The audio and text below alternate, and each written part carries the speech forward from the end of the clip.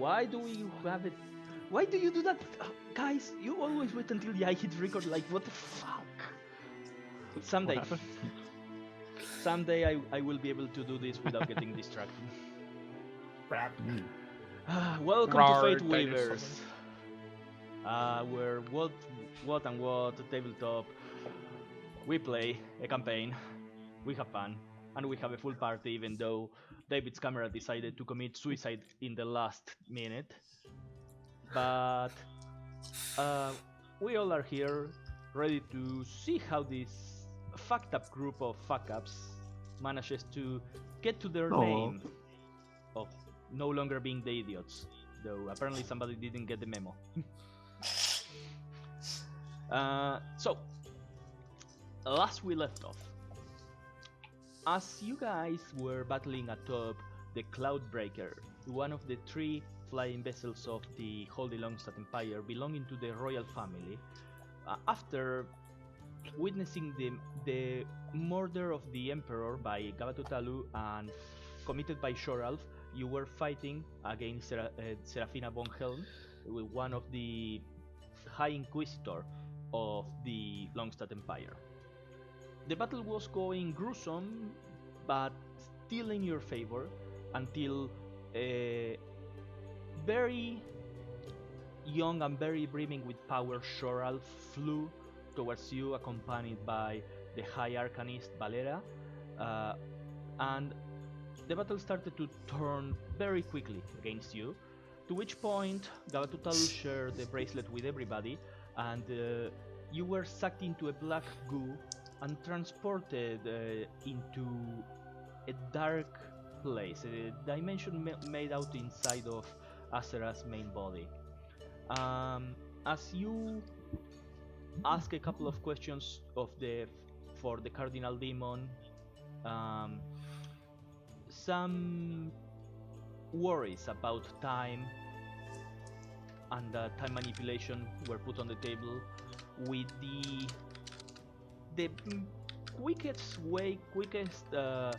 mission that you had come in conclusion was to get to Nersandi as fast as you could, to avoid the attack made out by Shoralf, now proclaimed the new emperor of the Holy Longstaff Empire. You summarized that you have between 3 to 7 days before all of the forces of the Empire could be amassed. As AzerrA told you that teleporting you immediately would prove slightly taxing to your mortal bodies, you decided to descend into the errant city of Equestria, where atop of the giant horse, the gnomes, the orcs now turned into Relinchi, and dwarves continue to live underneath the miasma. AzerrA separated from you as they were called by Kyrgyz, the god of craftsmanship and blacksmithing, and you all went on your way to 2 different types of shopping or sightseeing. Eric shared the knowledge of giant runes with a couple of the blacksmiths, gaining the interest of one gnome on a high position. Ephraim, Quatl, Bishar, and Kauliki went to do different types of shopping, getting clothes, getting basic resources and equipment that they needed. But when Gabatutalu, who was in charge of most of the shopping, went to a shop owned by a dwarf woman, and after coming into the realization that she didn't have enough gold coins, as the prices in this place seem to be very on the high end, she decided to try to sneak her way around the place, and after being discovered, punched the dwarf into oblivion, knocking her to the other side of the counter and getting herself locked by thick metal walls that quickly descended. As Eric was talking to this gnome, some Relinshi came running in the direction of this store where Gaba was, and saying that the commotion was happening, and they needed the goblin, the gnome to attend the site as quickly as possible, and that's where we left off. So let's. The gnome, by the way, his name was Ignatius Gearspark. He was called the High Artificer. So, as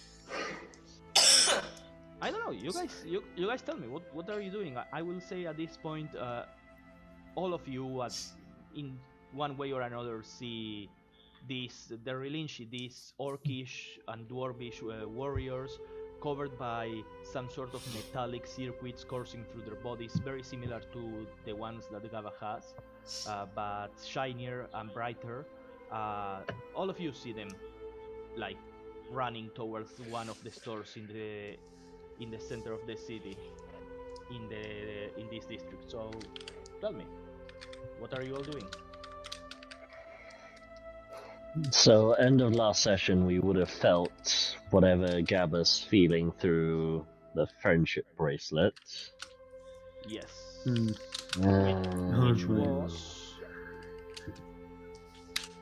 Which was.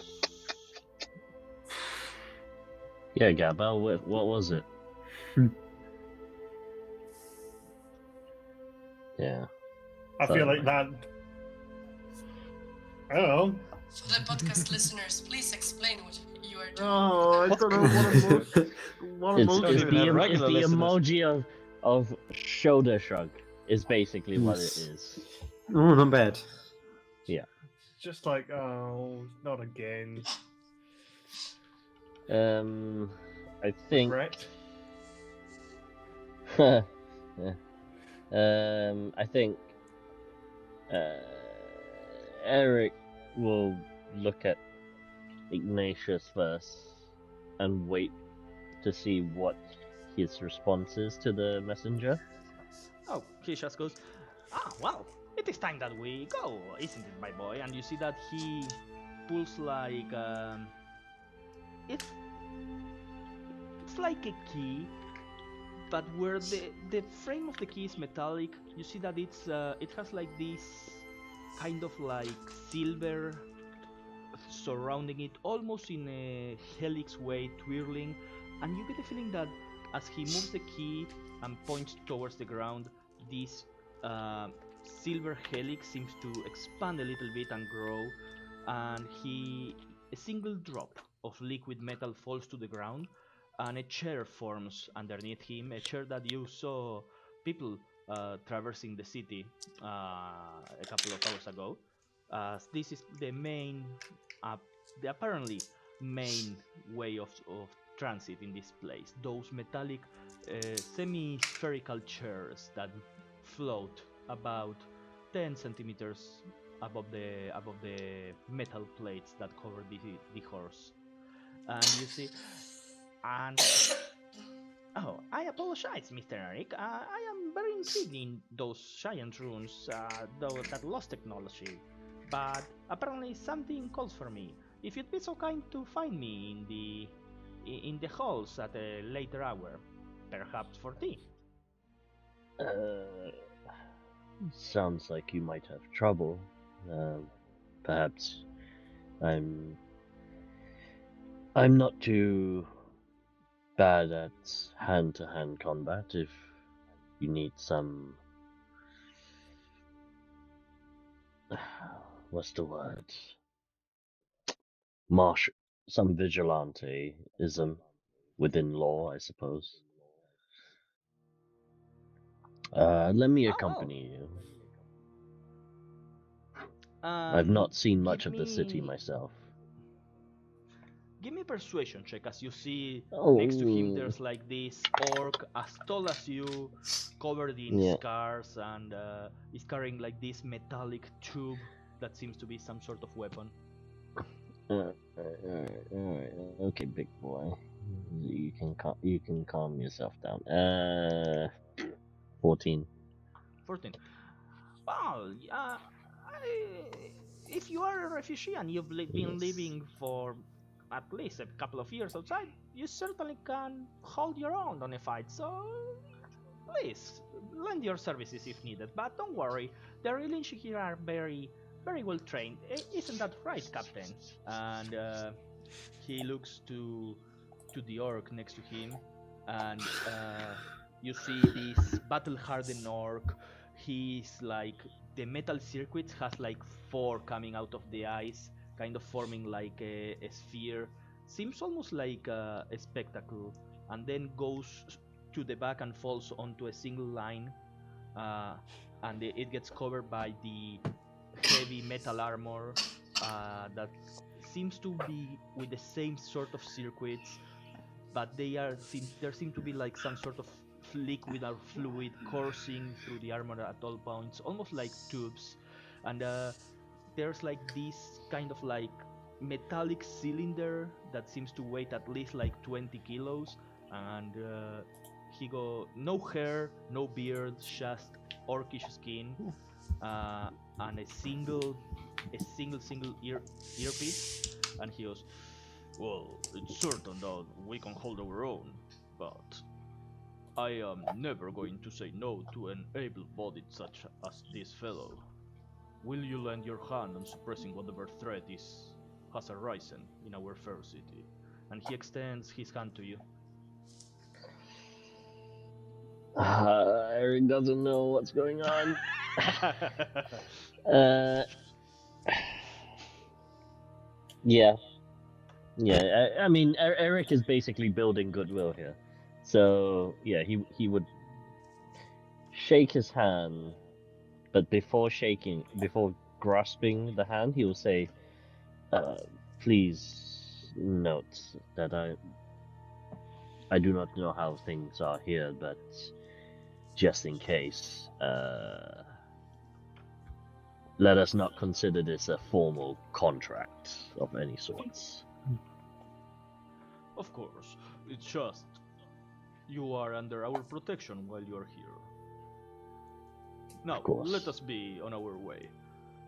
Yep. And Grasses his hand and will walk. yeah, what is everybody else doing before we get to the scene? Shopping. Yes. This is just where Oh, we yeah. were. If I remember we correctly, did that's Quattle true. was feel- we shopping did feel for Gaba's a resignation, staff. Yeah. Yes. Yes, and I got my staff. Quattle was Very. shopping for a staff, so that means you'd be in the Eternal Anvil, this central plaza marketplace with an anvil in the middle that seems to absorb items and then do something and then release them, kind of like liquid metal. Kauliki, you were in the with Hal is dying for those that haven't realized. What? Uh, No, I'm fine. Do you mean I'm pretty fine? She's fine. She's just a revenant. So, if I I'm remember not doing my correctly, voices. Bishar, Kauliki, and Ephraim were in the Whistle Market, specifically on the on We were trying to Miss- find Miss Weaver spell components, textiles. but failed. Yes. Yes. Yeah.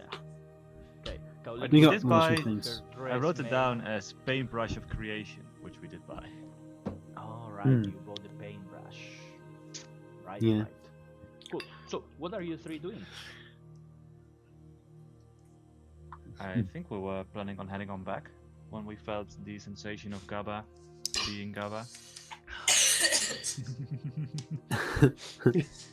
Nicely put. Not sure what that was, but we might want to make haste. Yes. I'll go to the shopkeep.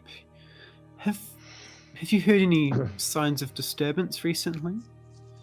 Just generally around town? Asking for a friend. You were at the. I think you were at the ephemeral elixir apothecary. That's where you got the brushes in the Muse district.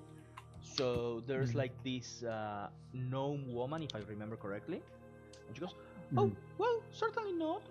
The Equestria is fairly a peaceful city with the Relinchi corps going around, and from time to time, when they do manage to find some survivors that come into the city, there's maybe a commotion or two until they get used to the rules of this place, but they get swiftly taken care of and go into re-education." What happens if someone is disturbing? Oh, they just go into re-education and get taught the rules of the city, so that we can find the best possible place for them to be as efficient and as productive as they can. That sounds wonderful, thank you.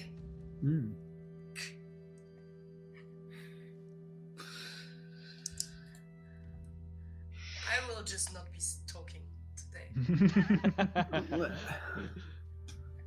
So, I mean, in that case, we should probably just get going to where you were suggesting. Yes. You know, Where We'll did just we see say what's we happened. were going to meet up with the rest again? And the dogs. yes. Thank Oh, you. right, the docks. Yes, I remember. yeah, you were going to get together with everybody at the Ethereum Observatory, which is the big observatory on the back of the horse that is the docks.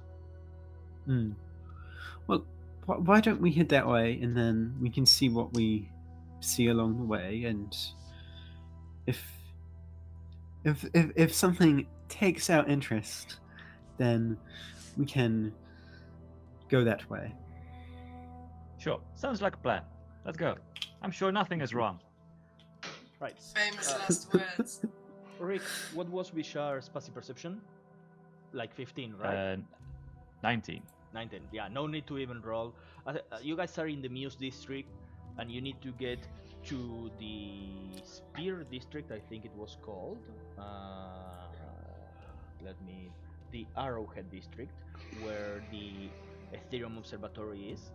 So, on your way from here to there, you would have to come through the Whistle Market, and that kind of takes you to where the commotion is. So, Gaba,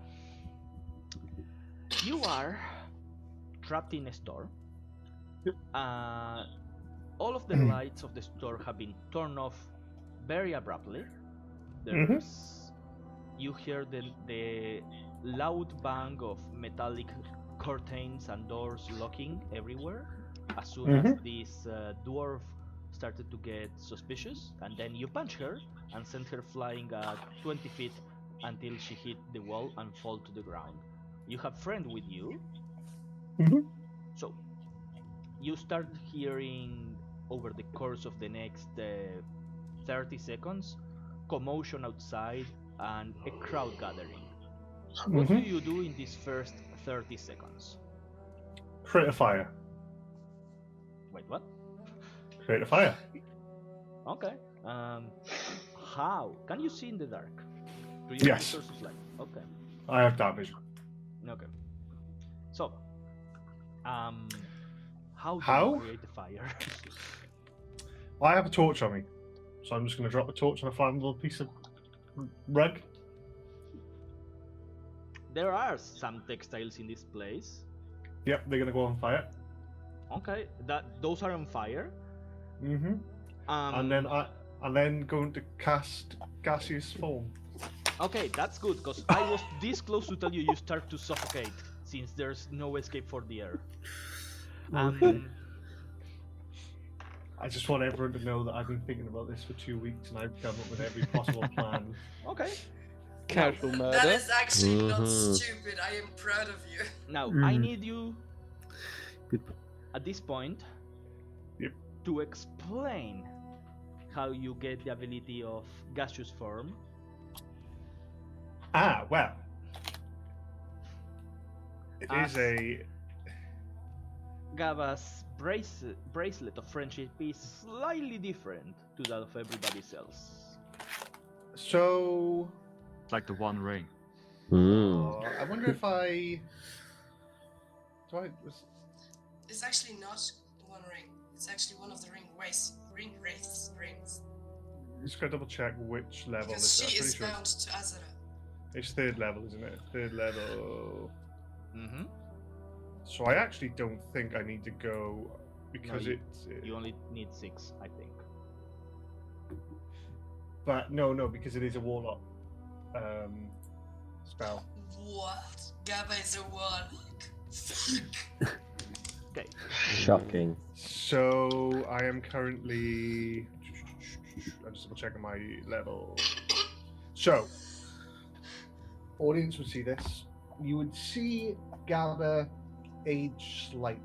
You would see her probably get some wrinkles around the eyes and crow's feet. Maybe the tips of her hair just start going ever so white from the blue that they are. Kind of just looks, maybe to most people they wouldn't notice, but to other people they notice is just slightly age. And at that point, I'll click my fingers and I'll just Would you say? into a dark smoke. Would you say there's another physical change, hairstyle, clothes, anything? I would say, yeah, hairstyle. So let's just say, so the hair grows slightly longer, but white, crack.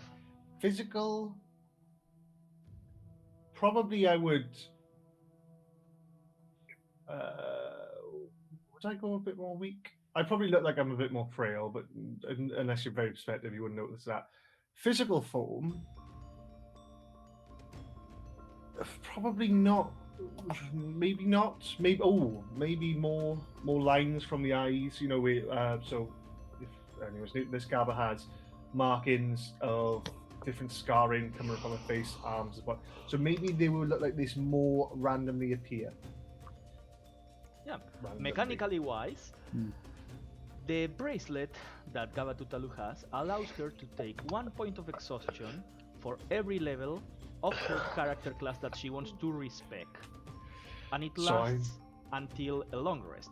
So that means she can go into the different subclasses of Warlock kind of at will by taking a lot of exhaustion points. And So I've taken that 2 is points.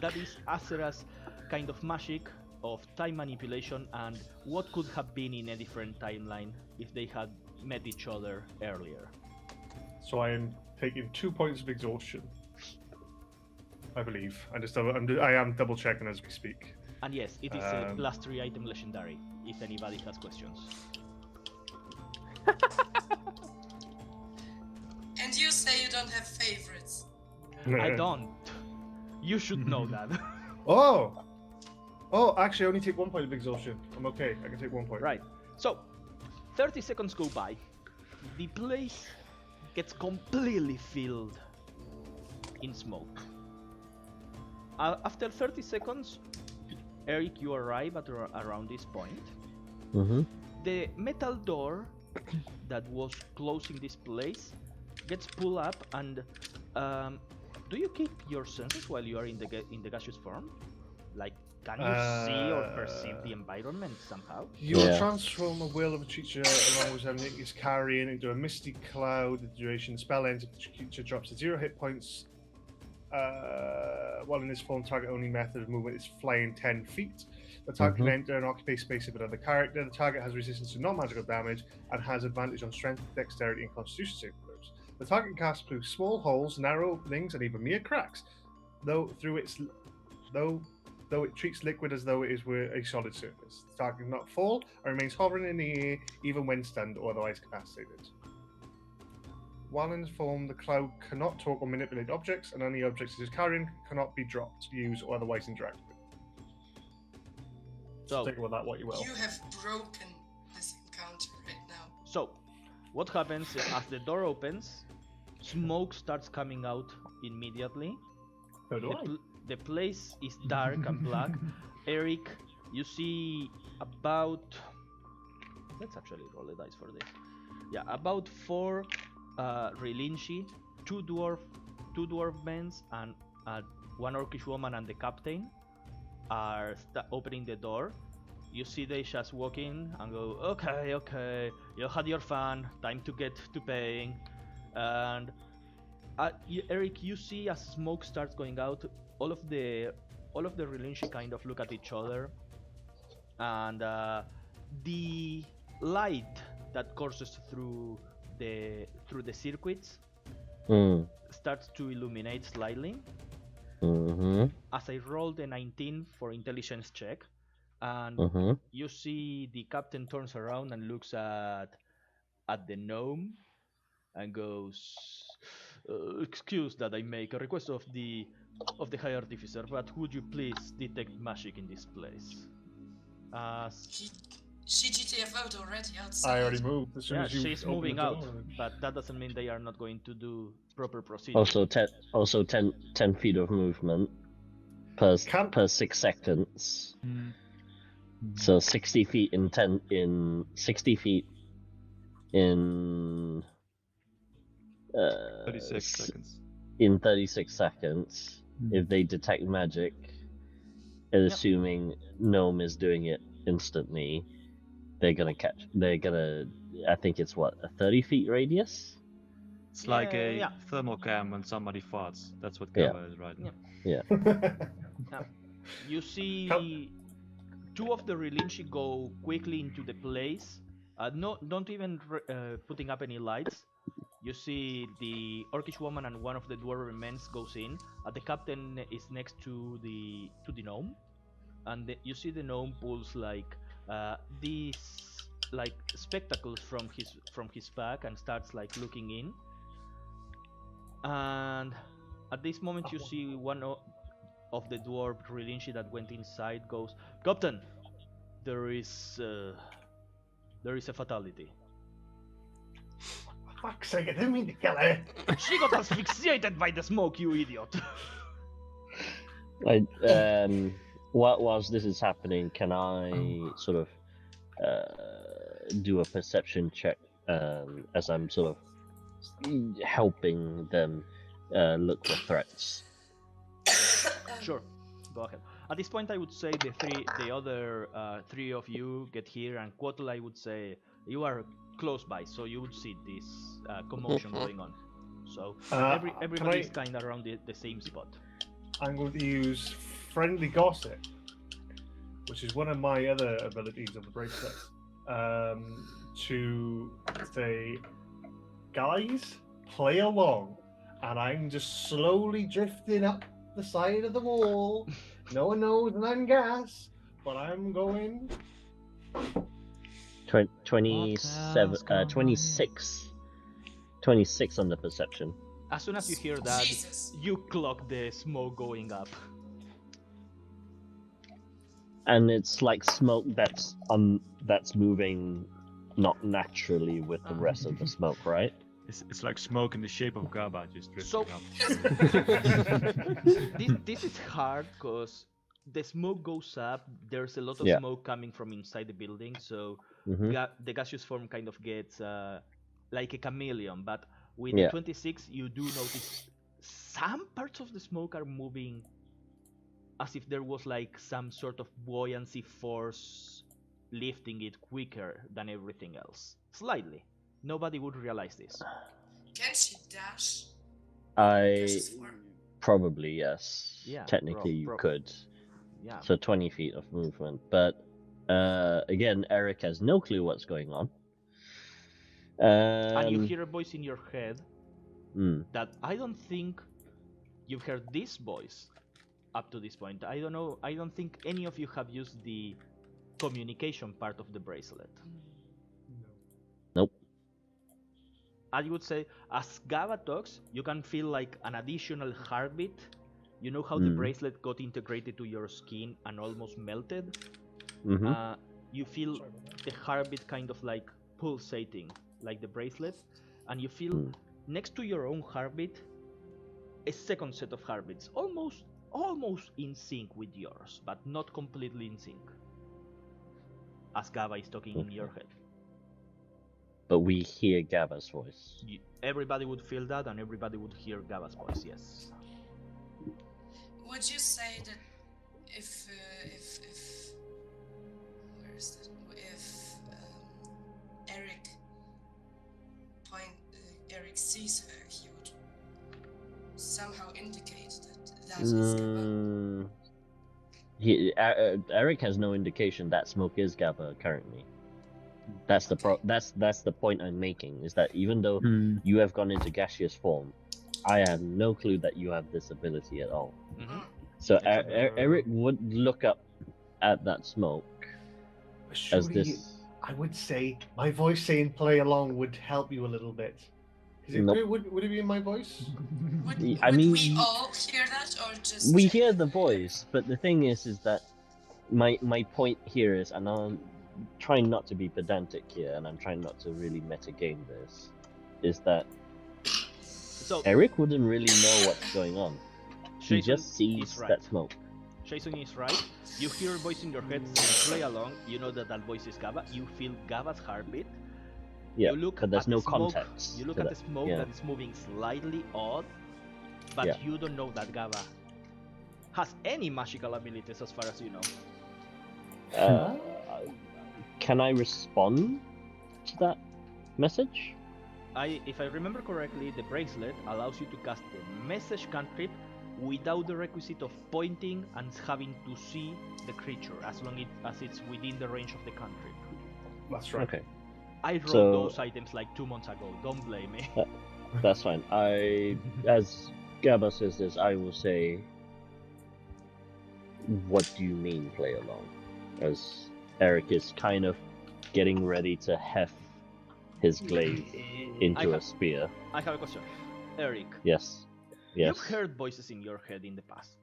You've Uh-huh. had full conversations in your head. You've had the wind forming words. You've had blood forming in your eyes. You've had Mhm. flowers All kinds of nonsense. forming words. Yeah. How do you respond to this one? Do you say that out loud or do you think it?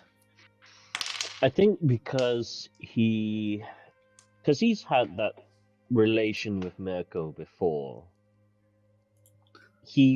Because he knows that the words are coming in his head, and he probably 9 times out of 10 thinks, okay, this is probably some sort of magical communication that no one else can hear. So he will just think the words. What do you mean by play along? In the same time, if the message went to all of us, I would say, Okay, one do you second, need Hala. help? Where are you? I'm going to Can leave this Gabba up even to speak in Callum. gaseous form? I'm leaving this one up to Callum. Do you think the bracelet is one-to-one or more of like an open channel communication? I think it's a group message. I think it's like it's like a group chat. and It's we're a all Discord. Yeah. It's a WhatsApp group. Try to have- Spam at Yeah. everybody. and you've Yeah. got to like at people as well if you want to be direct with them. You know. There's like Uh, one guy who never says anything but just posts a GIF once every 3 months or something. Yeah. So, Yeah. so yeah, Hala, what were you saying? If I heard that as well, I would like immediately ask, where are you? How can we help? How can I help? Do I have to? Do we say I keep my intelligence? Yeah. It doesn't say anything about intelligence, so I'm guessing I just stay as I am, but I'm a guess. Yeah, as a gaseous form, you still retain your stats. It doesn't Right. change your stats at all, just changes your Your physicality. Form, yeah. It's like Okay. the strength and the dexterity and constitution doesn't mean anything because you cannot move, and the charisma Yeah. Okay. doesn't mean anything because you cannot talk. But I will respond, and I'll say, I may have cocked up a little bit. I'm really sorry. I see that. I didn't mean to hurt anyone. I'm just trying to get out of here, and I'll meet you back where we said. No one saw me come in. No one will see me get out. And I Who's say, Gabba, by the way? Just yeah. in case you're all thinking that I'm sort of AzerrA or Joralf, this is me. I swear. No, I know this. and I'll Nobody just say- saw me come in. Debatable, but Where are you? I can make you move faster. Also, you're lucky. What is the spell called again? The one I cast on you. Gaius already triggered today because that was technically a lie. I will say, Technically. yeah, I will say I will respond in message in my mind and say, please don't tell me that you're that smoke going up the wall. Probably yes. I take that silence as a yes. And Eric will sigh and will look towards the shop front to see what the local law enforcement is doing. So Hmm. as soon as the gnome that I keep forgetting the name for some fucking reason. Ignatius Gizbach. Allah has her hand up. Thank you, David. As soon as Ignatius sees Geralt, the no. body of this dwarf woman being carried, he immediately stops looking around with the detect magic and pulls like this bottle. It's similar to the white liquid that you saw some people taking in the whistle market, but it seems to be shinier and more concentrated. And puts, you see, like at this point he's having the bottle and he goes like this, and you see that the arm opens almost like a compartment, and he pulls a needle and puts a needle and lashes it in the middle of the chest of this dwarf woman who immediately goes and wakes up and starts Should I cough for you? starts coughing and there's like a little bit of like puking and stuff like that. You see the dwarf starts to like be with her, and you see Ignatius' face for a second kind of frowns and go, not good at all, and looks around. Let's see. Before he looks around. Yeah. When Eric asked, is that you climbing the wall? I would be trying to get in 30 feet of the smoke. And not subtly, but try and The smoke is use going up. Up? Would I be in 30 feet of the smoke anywhere? At the beginning, before Gaba keeps moving up, but yeah. So if when the dude is looking towards the dead body on the floor, I would try and cast haste on the smoke. Give me a stealth check. Okay. Can you cast haste on her cats? And you are in the Also, middle of a crowd. It might So- just be better to let them think it's just smoke instead of Yeah. But it starting the will whole ping. "why It did you will- cast haste on smoke" debate. It will ping as magic. So Now- she needs to get out of the 30 feet radius as fast as possible. Now, here's the thing. You are in the middle of a crowd and everybody's kind of in high alert.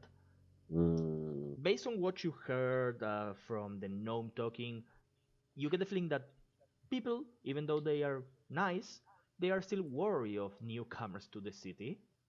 So after this incident happens, you, just by looking around, you see some people kind of like looking at you, especially with the wings, since they haven't seen you. Yeah. They are Yeah, looking at Eric, but since Eric is next to the captain and to Ignatius, they seem to be trusting him for a while. So unless you give me a way to mitigate this, I'm going to say have disadvantage on that stealth check. I think the vibe check here is let it lie and and we just react as we go. Hmm. Yeah, I mean, you forgot that we can hadn't- do a vibe check Yeah, on the can crowd, right? Can I Hmm. do a vibe check? We get a Sure. vibe check on that. Give me the vibe check. 19. You see, even though there are like 4 Rilinchi right now, you see from far away there's like another 2 clocking the streets and looking around for anybody acting suspicious. Okay, so if I see that there are people actively looking, And it's like- no, I'll just like it's too soon. dim. I'll just like dim my halo. Callum, Yes. give me a stealth check. With advantage because of the gas. No, sorry, no advantage because you are competing against the detect magic here. Oh, that's a DC to beat. Hmm. 18. I can. So you see Ignatius goes, not good at all, and starts scanning around quickly. You see he I'm walks safe now, Matt. into the he quickly looks outside, doesn't see anything. He just kind of like goes sighs and goes down and walks into the place. As he walks, you see he just like pulls a small metal cylinder and puts it like on the top of his head, almost like a small little hat. And as he walks in, you can see the smoke kind of opens and makes way, and he looks Still around going up. Still and going up. inside of the place, and he just starts conducting like an investigation inside the place, despite of the smoke. At this point, the Relinchi have taken down the fire, taking it out, and Gava, Am I over the building yet? Am I over the building? Gava, Yes. with an 18, you do manage to get out of this place. Hey, if you see what I messaged Martin of all the different plans I could have had, this was the smartest and easiest way. I was planning on becoming a dwarf and doing crazy stuff. Can I? Eric will follow Ignatius because he's curious about what he's doing because he doesn't know how they're investigating. You enter the building. Yeah. I mean, Give me Constitution saving throw. It's still filled with smoke. Yeah.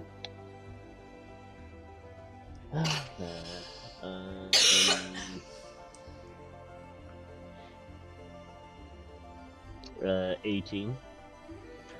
You are surrounded by very thick, very black smoke. 1-8.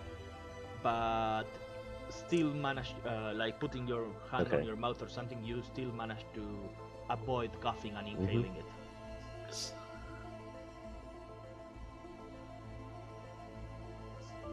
I will try and speak to Ignatius and ask, what are we looking for?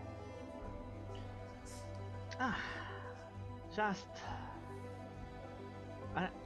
making an analysis of the damages. I don't know who it was, but murder is one of the 3 things that cannot be forgiven with re-education. Was it murder though? Because I'm pretty sure she's alive. If anything, She's dead for a bit. She was alive. But she's I'll- back alive. But Oh. is she a zombie? Woo! Hmm. It is so weird to Jarl will hear your remember voice this. without seeing your face. Mhm. Just lucky my Yeah. 4th level spell slots are spent. Okay. I nod and I say, You'll have to excuse me, the smoke is... Oh, of course. Sorry about that. And you see he pulls another one of the cones, gives it to you, and you feel like a small barrier of wind emanating from underneath the cone as it floats, maybe like a millimeter above your fur. Oh, nice. Sorry about that. I forgot. No. No. I'm new to this city. I'm not used to your ways. What Would you think you are Yes. new? Did you come to this place with anybody else in one of the vessels? You are a new arrival. Yes. Nah, Were you no. the- Eric wouldn't lie about this. Okay, yeah. Were you the Um, only refugee, the only survivor?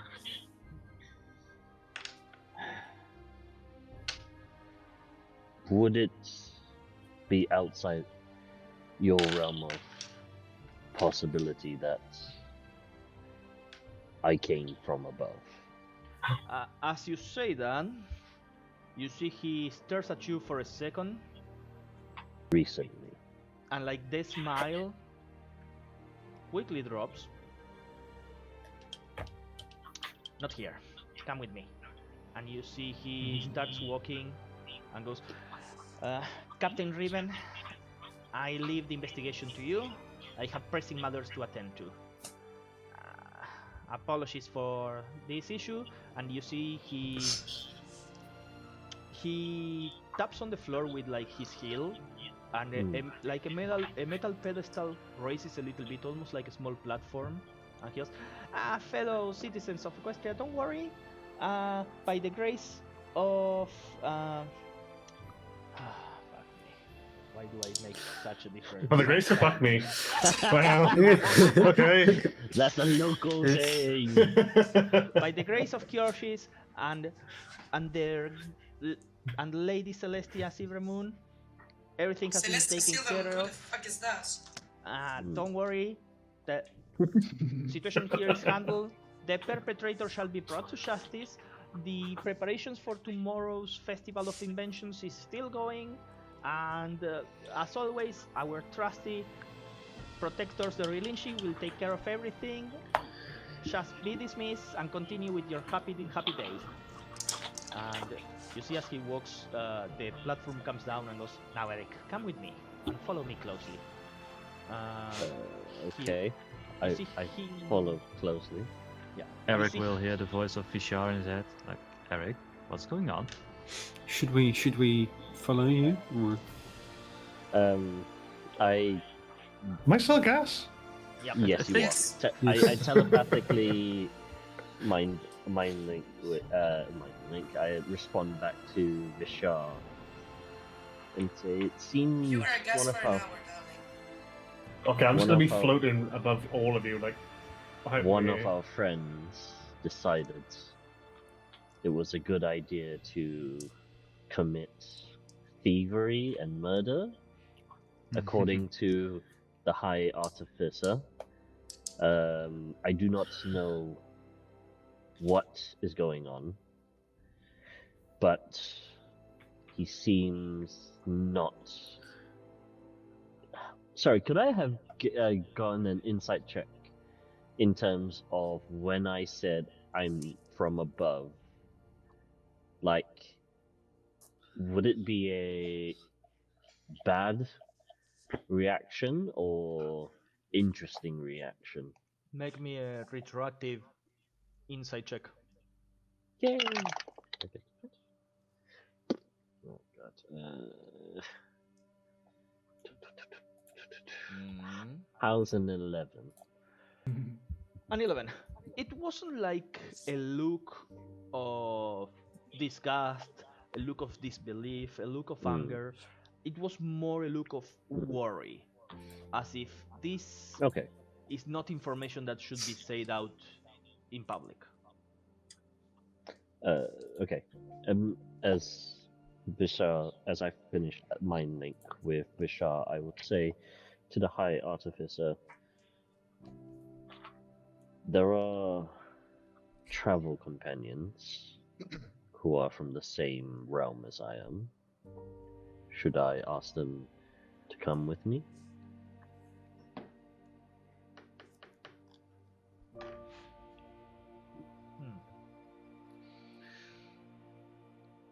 Do you vouch for your companions?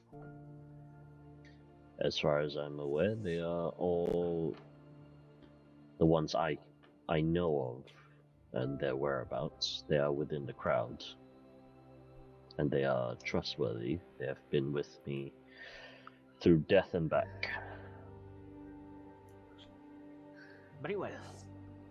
I got into my position by trusting in my instincts and my curiosity. And you, my boy, have certainly picked on both of those and many more. So yes, bring them with you. We are headed to the upper levels of the Myuu district.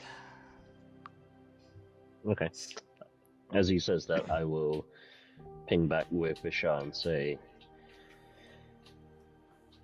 everyone follow me and the floating gnome. One of our friends is very politically correct way to formulate it, but sure, we will follow you. Should we follow you discreetly, or doesn't really matter at this point? Doesn't matter. He will be aware of our association. But Very for, very well. but for everyone else, just around us. Everyone except our other friend, because I do Right. not think it's wise for her to be with us if I think she has done what I think she has done. Oh, she has done Mhm. that for sure. Yes. You are not talking to me. Forget it. Guess I I will- can't hear any of this.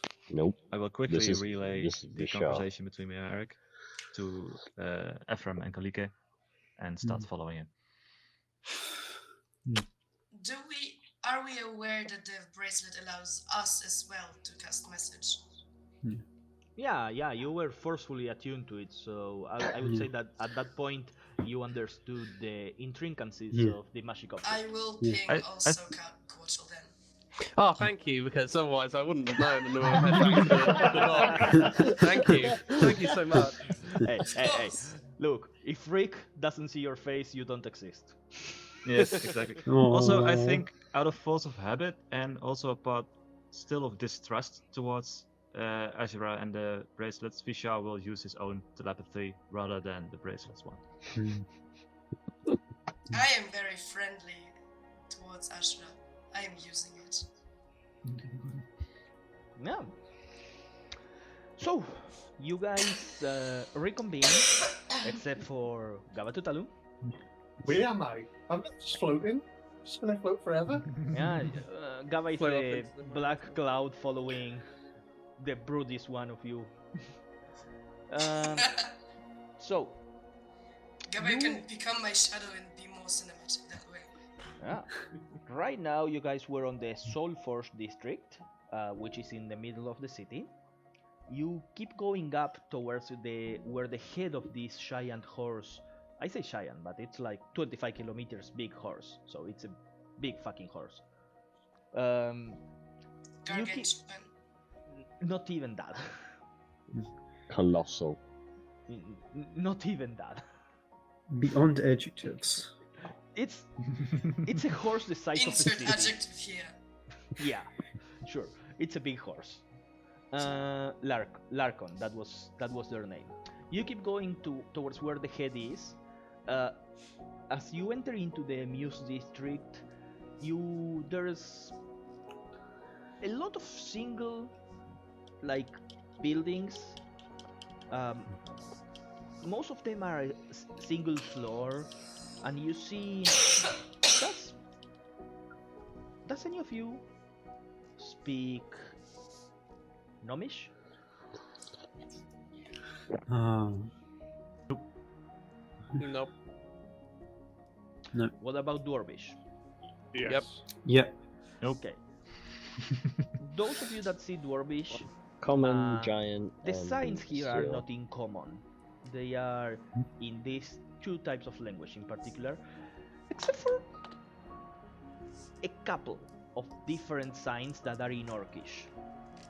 But none of you speak Orcish except the one that is not here. I'm there, but just as a cloud. Are you following But them we- Yeah, for but real? wouldn't I was gonna say? But we move in- so much faster than in- you. Are you and following them for real? Just FYI, a floating black cloud is I know. proper sus. I know. Proper sus. Don't know what to do. Seeing all these signs Someone- in someone different is- languages that I don't understand, I will cast comprehend languages on myself. Oh, fuck the game! Yes. I So- think I will just go back to where we first arrived and hover as a cloud somewhere, not too inconspicuous. I'll wait for you all to arrive. Above a chimney somewhere. Isn't it a concentration spell? You can just let go of it, right? Yeah, but the issue is that my face is now wanted for murder. So as much as I love that, I don't want to die. We are traveling with 2 suspected murderers. Wonderful. Speaking of traveling with, I would say it's at this point that you realize neither Marlish nor Thuras is with you. Yeah. Mhm. Mhm. They So- didn't come to Equestria with us, right? no, They stayed at Ash. Yeah, you left them with AzerrA. Yeah, exactly. Mhm. So, at this point, you see all of these signs seem to be names of different laboratories or workshops, more on the private base, where in the Soulforge district there was like this big communal forge, the stores, the whistle market, all of these like big large places where people would work together. This seems to be more of a high-end private laboratory, private investigation place, and it has names like Robin's Electronics, stuff like that, and they are in the name or in the language of what you assume is the person there. So that's why you see most of them are in Gnomish, a couple of them in Dwarvish, and very few in Orcish. As you keep moving upwards, you arrive to a very large building, maybe like 200 meters wide building, that seems to have at least 10 floors from what you can see. It's almost cylindrical, but you can see, even though the base is cylindrical, from the center of the building, almost like a triangular shape seems to arise to what seems to be the last 3 floors. It's completely made out of metal and doesn't seem to have any sort of windows. As soon as you approach, you see Ignatius goes, well, this is the Sparklight headquarters, and normally I would like to offer you all a proper tour of the place, but it seems like we have some pressing matters to discuss, so we will keep this quickly. Just follow me, please. And you see, as he approaches, the building, as I said, is completely metal. Doesn't have windows, doesn't even have an opening, a door. It's almost as if a single piece of metal was perfectly cut and carved and put in here. Almost machinery-like. And you see, he just, as he approaches, he touches with his hand on the metal wall, and a line starts to appear, almost like a door, as the metal starts to recede and, almost like liquid, disintegrate and be absorbed into the other walls. As this hallway, this entrance to this building appears, there's no light. It's completely dark. And as Ignatius starts to walk inside, you see almost like a faint teal color light starts appearing from the floor, kind of illuminating, turning on as he keeps walking. Do you guys follow? Mm-hmm. I give the walls a little poke before I go in. It's weird. It's metal. It should be hard, but it's almost like a non-Euclidean sort of material, where as you poke it, it kind of like recedes, and if you try to put more force, it starts to harden and become more solid. As you all keep walking into following Ignatius, you may walk for maybe like half a minute, what feels like 50 meters maybe, and it's at this point that you start feeling your footsteps. You feel like you're going faster than what you normally go. Have you Nice. experienced that feeling, especially in airports, where you are walking and there's like the electrical staircases, but instead of going up, they just go forward? Yeah. Good Yeah, old travelators. Yeah, travelators. yeah. Okay, that's what they are called in English, apparently. I So yeah, appreciate the description though. Was great. so you feel as if as you are walking, there's something else moving forward with you, speeding up your movement.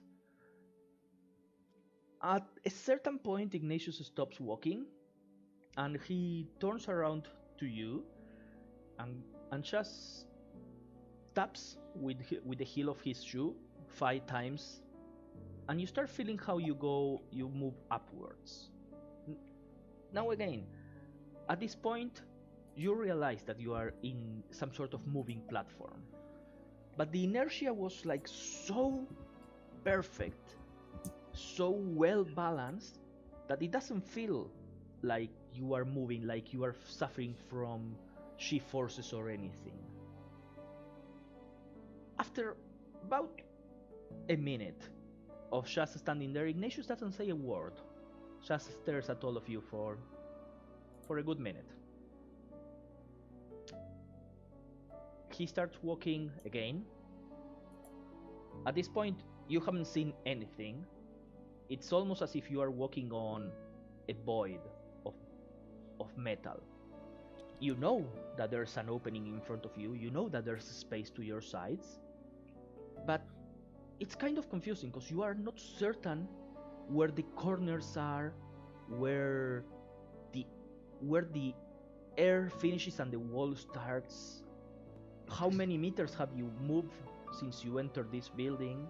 How high up you are? You lose all sense of geolocation almost, until you start walking sideways and you get to a point that almost a balcony opens in front of you. As you are on this triangular portion of the building, almost on the top level, and from here you can see all of the city from above. You are almost at the height where the head of Lorcan starts, and he goes, "Sparky, bring me my office." And you see all of the walls start to deform, forming windows, forming chairs. It turns into chairs, like liquid metal moving and taking the shape of a simplistic yet very regal room, adorned in gold with velvet tapestries, a giant open window, and a single desk. And he kind of flops to sit, and as he is going down, almost trustful, this kind of like floating chair, not so dissimilar to the ones that are on the city, but more, if it's even possible, more fluid-like, manifests underneath him, as he is now floating about 10 centimeters from the floor. Would you like something to drink, or would you like to sit? I know that this place is very overwhelming for the first time. A lot of things going on, especially if what you said, Eric, is true, and indeed you come from where you said that you come. What are the spirits like in this building when I activate my eyes? That's a fucking good question. I know, thanks.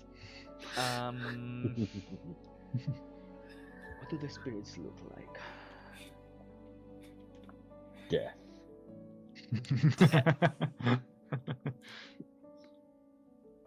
You don't see any spirits, which is weird. Over all of your experience since your eyes awoke, you've noticed spirits being drawn to powerful magical objects, powerful magical energies, almost. And over the last couple of days, you've made the assumption that certain spirits are drawn to certain types of magic. And spirits can even change from one element to the other to represent the environment and the energy that they are feeding on. But despite how magical this place seems, how impossibly natural it is, there's not a single spirit roaming around, not even the ones that would normally accompany you following all of the magical equipments that you all have. I would have activated my dark vision. Isha looks slightly freaked out. Speaking of which, Eric, Mm-hmm. for the first time in weeks, Mm-hmm. you feel alone. Very Oh, shit. interesting. Quattle. This is some anti-fucking magic bullshit. we're in. Quattle, you don't feel alone because you haven't been followed by a presence, but you feel as some parts of your repertoire of magical abilities is somewhat restricted. Oh no! I would have activated my dark vision, like the true shit. There was like no darkness per se, as you It's guys just were, void. yeah, which is weird. It's like I as would you have guys were walking, you had like that teal light underneath you, illuminating the path. But that teal light seemed to be like diffused over, and at some point there was a wall. So it's kind of like you are kind of lost in the dimensionality of this place. Kauliki, I would have activated it anyway, so my eyes start to smoke gray smoke. Kauliki, Yes. you don't know at which moment it happened. You didn't realize it, but your halo is out, and the stone in your chest, is glowing. Oh shit. Kauliki, you feel slightly tired, as if you had like some heavy weights on your shoulder for a couple of hours. Can I move my wings? Oh yeah. Okay.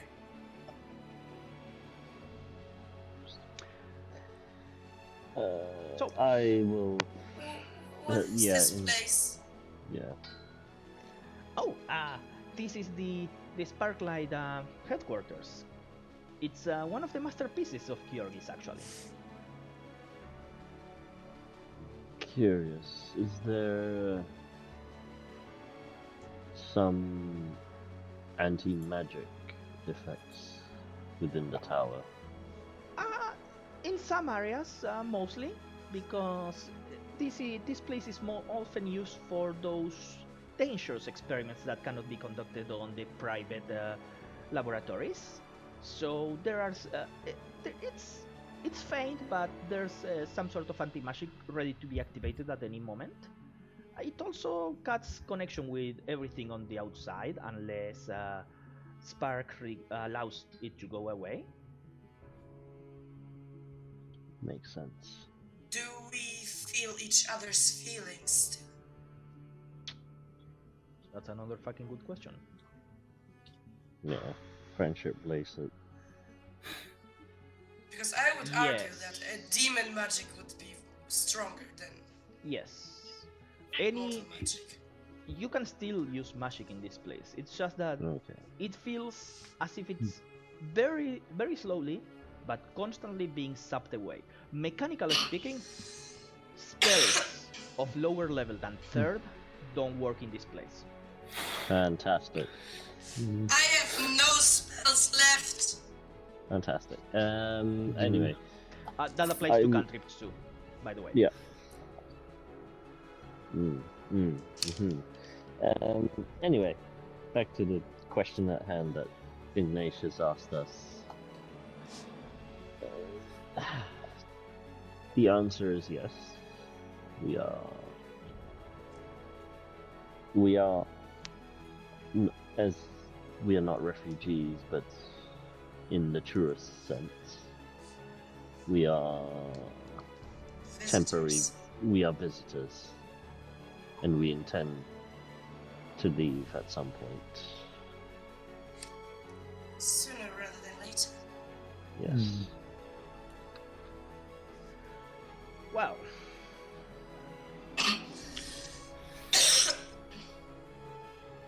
this is certainly unexpected. I knew. Actually, I learned in the last week that the miasma could be passed through under the correct circumstances.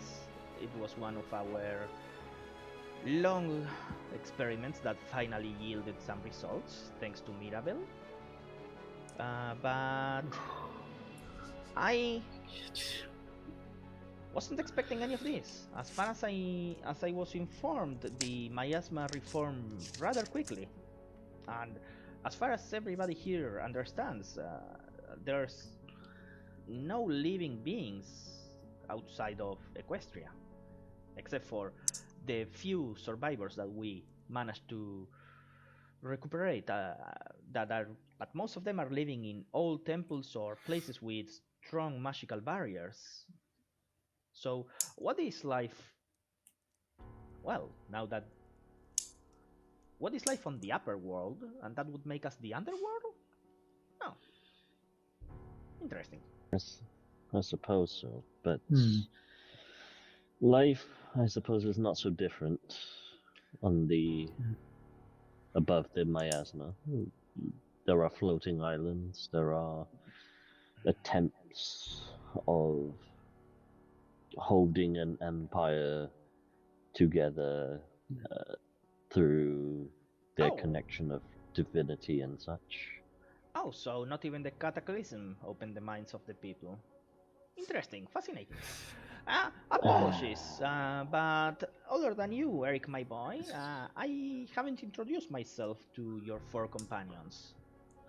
The name is Ignatius. I am the High Artificer of Kyrgyz here in Equestria, and I oversee the Sparklight Guild. So, would you like to please introduce yourself to me? I lead. I sort of look at the group like, do you want me to do the introductions, or would you all like to speak? Hi, I'm Kaoliki.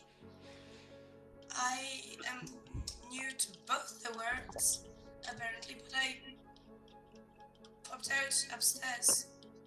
Yes, and you are a Lightborn, based on what I see. Excuse me, Oh, you have a halo, girl. what is a Lightborn? Oh, I thought that you knew. Lightborns are the few that inherited the blood of a divine being, often one of the progenies of a god or some sort of ancient creature. Oh, yeah. Yeah, normally they Oh, have that some has a sort of name? power. Yes, there used to be many. About 200 years ago, most of them were actually part of the holy city of Ambrisia. with. That's where I'm from. I think. Oh, you are a survivor of Ambrosia. Oh, that explains the wings and. Well, no, actually, it explains the fur, but not the wings. Before we divert, Oh, sorry. before we go off on a tangent on many interesting things about Kaliki's origins, which I'm sure you are most interested in,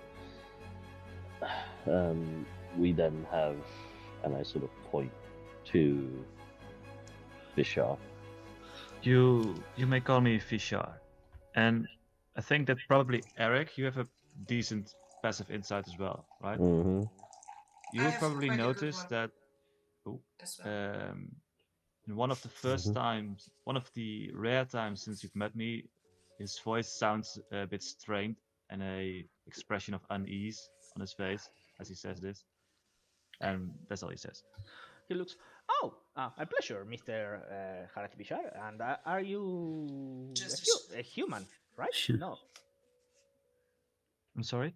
Are you are a human? Are you not? Approximately. Interesting. Not really, but yes. Interesting. I have many Is that the theories. first time he said he's not a human? Yeah, Eric kind of looks at Vishar like, hang on a second, we've not discussed this. Nobody has ever asked me this. This is true.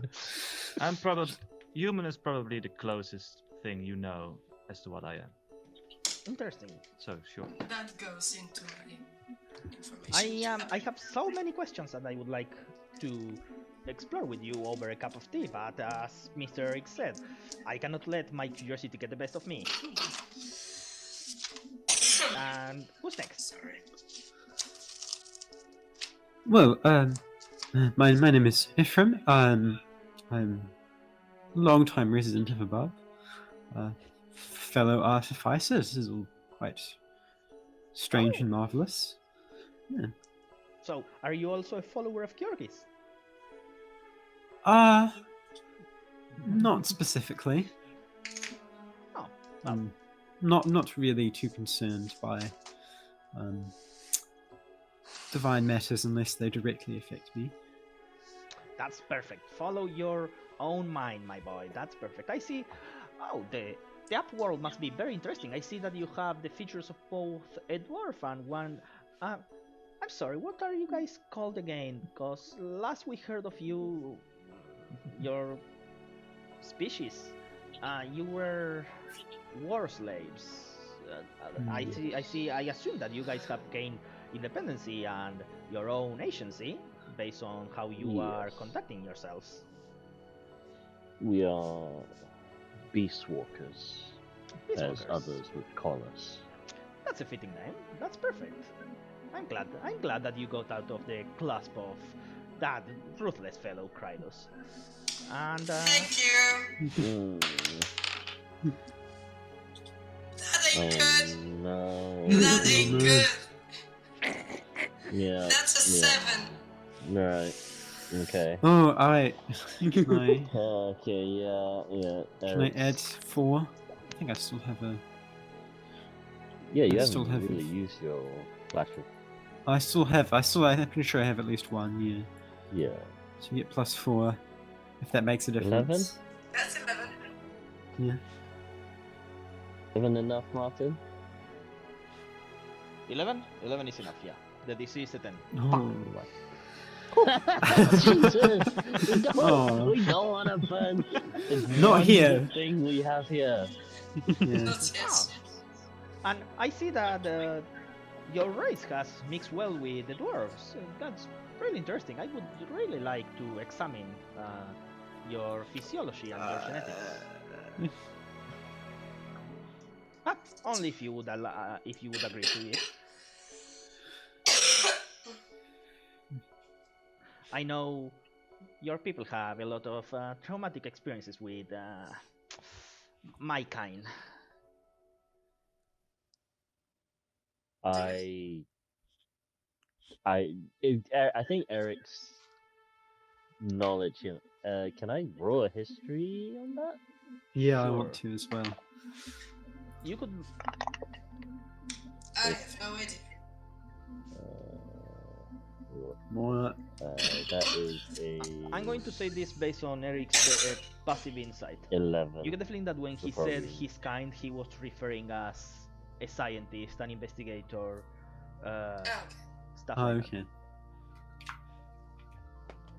that. And the last fellow over there, I see that you are also one of the beastwalkers. Hello, I am Portal, architect, magic user, and I'm very interested in this building. Oh, it is truly a wonder, isn't it? Who would have guessed that just some might of the Eternal Anvil could turn into this place? Eternal Anvil, what the fuck is that? Oh, that is that the Yes. thing that Yeah, In that's the the thing. communal landfill and the that's Yeah. the thing that Yeah. got his stuff off. Yeah. yeah the Soulforge district. Yeah, we know that. Sorry. We do have one other traveling companion, but Oh, we do not. I do not know where she has gone. oh, would you like to call them to this place? I think for now she is busy. I'm not sure with what, to be honest with you, but I think we will be able to relay whatever information we require to our friend. But for now, you are probably wondering how we have How we got got here? how we got here. I am definitely intrigued. Let me share what I know first of the world outside of the miasma. 60 years ago, as the cataclysm happened, Kyrgyz chose to erect a barrier and remain underneath Sorry. of the miasma to protect as many people as we could, gathering all of the survivors. At the point, we thought that we would be able to traverse the world without issues, as we had been doing for millennia. Though the miasma proves somewhat different, as the divine energies that conjured it are hard to be dispelled with only the might of one god. So we ended up remaining here scavenging the remains of the world until 2 weeks ago, where we heard a loud ping that resonated throughout the world, and multiple temples that we had marked as already empty started to be reactivated with runes. Ever since that event happened, we started to notice certain points of the miasma become slightly more disturbed and thinner. Until a week ago, one of our commanders, she's also a beast walker, but we just knew her as Maribel, volunteered to take one of a fragment of this building to use as power, and with her best friend chose to go into one of these tiny spots. Apparently she did manage to get to the surface, and she did notice there was land upstairs and a civilization of some sorts, but she encountered some sort of resistance and was promptly pushed underneath, with her friend dying in the end. And we've been exploring ways to mass produce the energy required to traverse into these places, but and to that end we have set out multiple part of the scavenger guilds into the flying vessels, accompanied by Relinchi, to explore these temples that we had marked as inactive at some point. They are mostly old ruins, and that's pretty much all that we know until you fellows arrive to this place. So you might be actually the hope that can bring Equestria outside of this hellhole, if I may say the word. Please don't roll an insight. Okay, so above board, just pause a second Hmm. on this How conversation. much are we telling him? So Yes. above board, do we actually want to tell him we were involved in that skirmish? No. No, No. one Okay. of their fucking people died in that skirmish. Yeah, I'm gonna get murdered because I murdered, and that's unforgivable apparently. But we were defending ourselves. That's the theory. That's the self-defense, right? Second Amendment. But I don't know. And also, do we want We are the guns. to tell them we are involved with the temple pinging, or no? It'd be nice. Let's just not say anything. Okay. Fair. Oh, really? Okay, fine. I just You wanted to okay? know what was the group's feeling so far. I thought the same, but I wanted to make sure we were all on the same page. I wasn't involved in the fight. I'm actually clear on this Shut one. up! Yeah, well, you are still wanted for murder. Shut up, So, holy hand grenade user. As that was the deepest meat in ice that this group has ever felt, with everybody understanding everybody. Mhm. As Ignatius finishes saying that, he looks at all of you expectantly. So My we halo pops back in. I'm an angel. I'm not saying anything. so we were in the middle of a fight. The empire Our dear. the empire above is in turmoil, and apparently one of the cardinal's demons have been manipulating the seat of power. Which one? Looks back through notes. Haha, you guys Uh, asked me for Zerbo? names, I asked for names. Zergan. No, I got names. Zerbo? We got names. We got names. Bryn got it.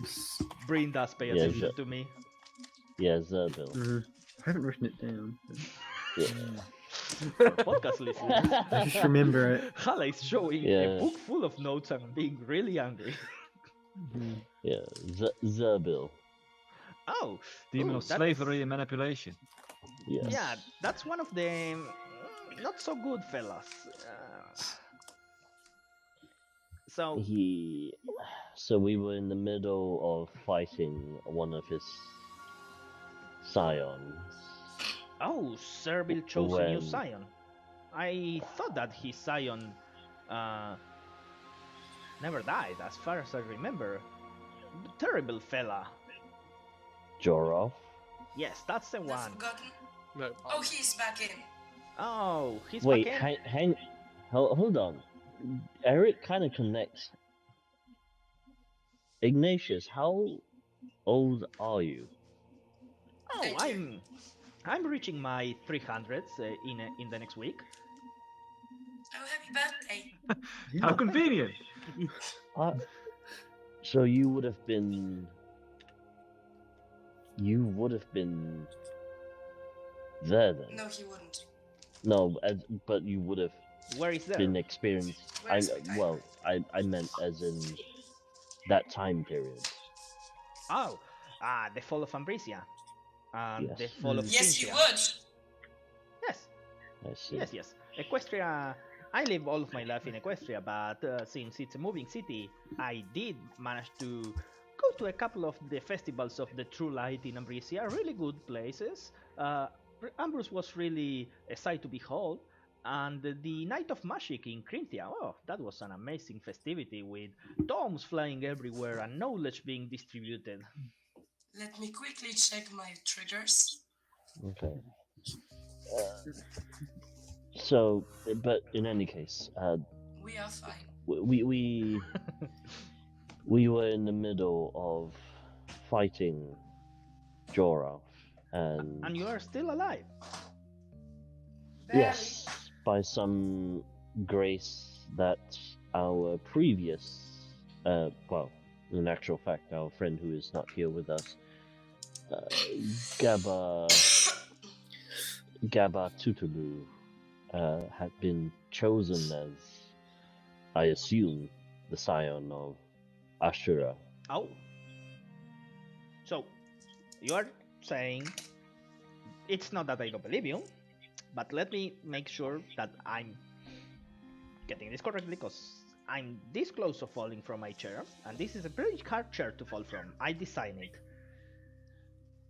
You're saying you have met 2 of the scions of the 13, and you are One- still alive. Well, Okaba is a friend. yes. And you are friends with one of them. Yes. Yes. She was a traveling companion and had disappeared. You said that she's the scion of AzerrA. Yes. Yes. The Or at least cardinal she claims to demon. be. Well, yes. Now, just so you know, anything said in this building cannot leave this building. It's completely sealed from the outside, both magical, physically, so unless anybody goes saying anything, nobody will know what we talk in this place. So feel completely free to say what you want. Are you safe? Do It's you like need Las help? Vegas, this building. I think so. We believe so. Ignatius, the problem here is that we are led to believe, and judging by a objective third source, that AzerrA is, not AzerrA, sorry, Jorah is a individual who is of some power and skill. Oh, immense power. He's the one that brought down Yermilan. That's what gained him the ability of being the scion of Servil. Interesting. We believe. I say we believe.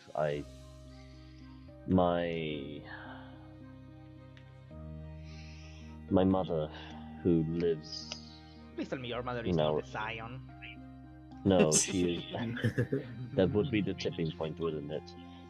No, she is a normal beast walker like I, in our nation of Nasanzia. You guys managed to form your own nation in only 60 Yes. years. Astounding. Well, not It's- without some resistance, I would gather. There is. The last information I heard from her from above was the Empire is planning to move against my people. Oh. Yes. And Yes. That is a Us- typical tactic of Servil. So we think we have maybe 5 days, 3 days maybe, to get back and start inciting insurgency amongst the other factions of the Empire to try and draw their attentions away from Nasanzia. If history is to tell us, then Jorah intends to make And us. slaves again. Yes.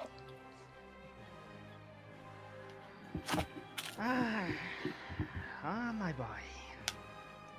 This is certainly epical.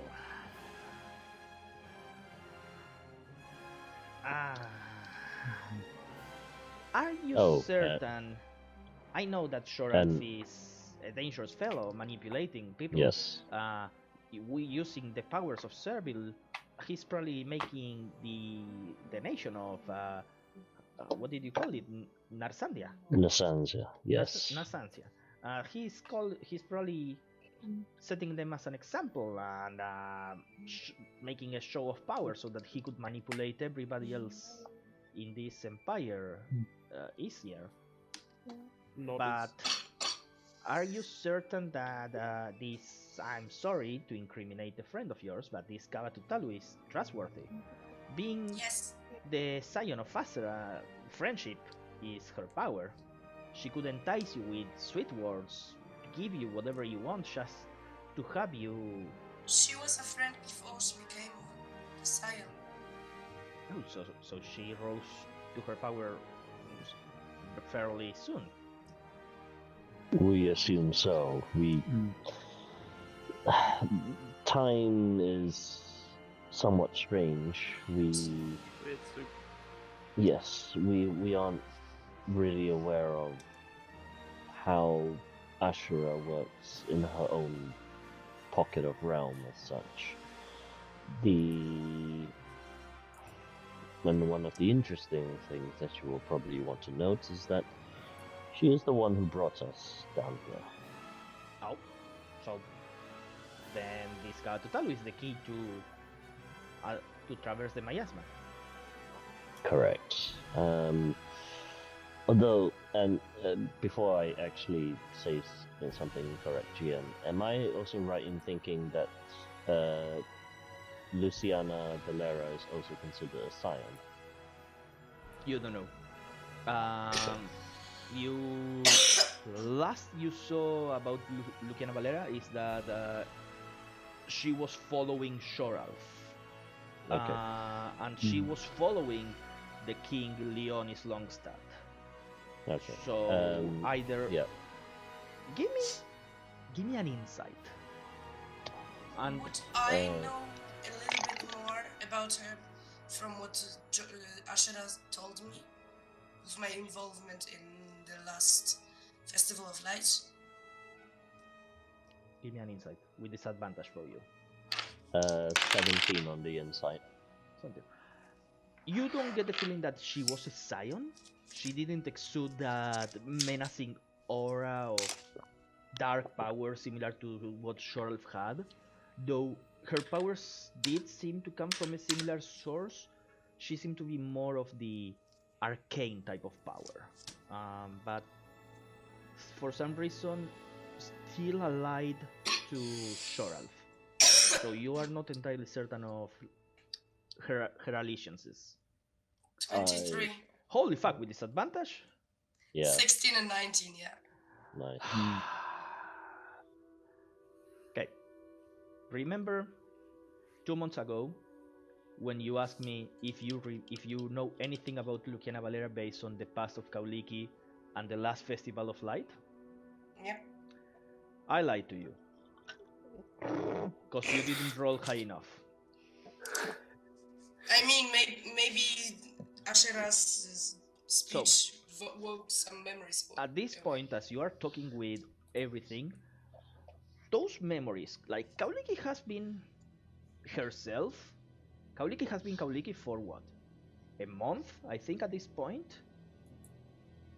You spent 264 years trapped in a laboratory, being experimented on, then put to cold sleep. And you woke up and your memories are a hot mess. You have started to get glimpses of the past. And now as you are talking about Luciana Valera, a memory comes to mind of you being on a castle flying high in the sky. There was a man, a young man that you've seen in some other memories, fighting with a sword against people that were exploding in some sort of black ichor. There was a guy with colors similar to the ones that King Leonin used, but he had like claws and was coming out of the people that were exploding, and he was attacking a dragon. The dragon's face is blurry. You see in this vision. You also remember 3 giant winged creatures with a veil over their face that were held by chains. A black spear piercing the back of the white dragon, and 2 other figures, one man and a woman, And next to the figure that was fighting with the sword, you remember the face of Luciana Valera as she's pushing a dagger through the back of this young man, and she's doing it with a smile on her face.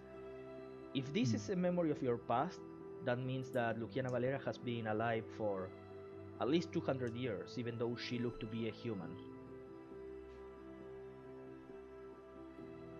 Dun dun dun dun. But she was there. She was there at the fall of Ambrosia. The first fall of Ambrosia, I mean. What do you mean by the first fall? Ambrosia only fell once after Krylus slew Ambrose. Does Oh, the name Lucinus Valera mean anything to you? Luciana Valera.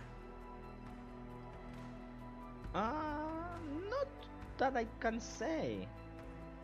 She was one of the Lightborn. She was with me in school. Oh no, I don't have any memories of that name making it to the international scene. Have you heard about the youngest ever chosen Lightborn, Kalios? Yes. That was I was actually in that Festival of Light. I remember the festivities. There was a problem. I think one of the circus animals broke free, but I remember the celebration about That was a fellow. the next one. The next Oh. one. The 10 years later. After was the the first- war started getting that was close. That was the first fall of Ambrosia. The 3 angels were slain. The 3 angels? Ambrosia had 4 angels. The And- 4th one was slain before that. And you see, she's gone like into complete like spouting information that she didn't know she had. The 4th angel was. Wait, she wouldn't say the 4th angel. She would say the latest at that point. Longus, Lambus, Laika. Yeah, I have that. Longus was slain before that, and Krylos took his place. Not Krylos, sorry, Zerbi took his place, imitating him. Then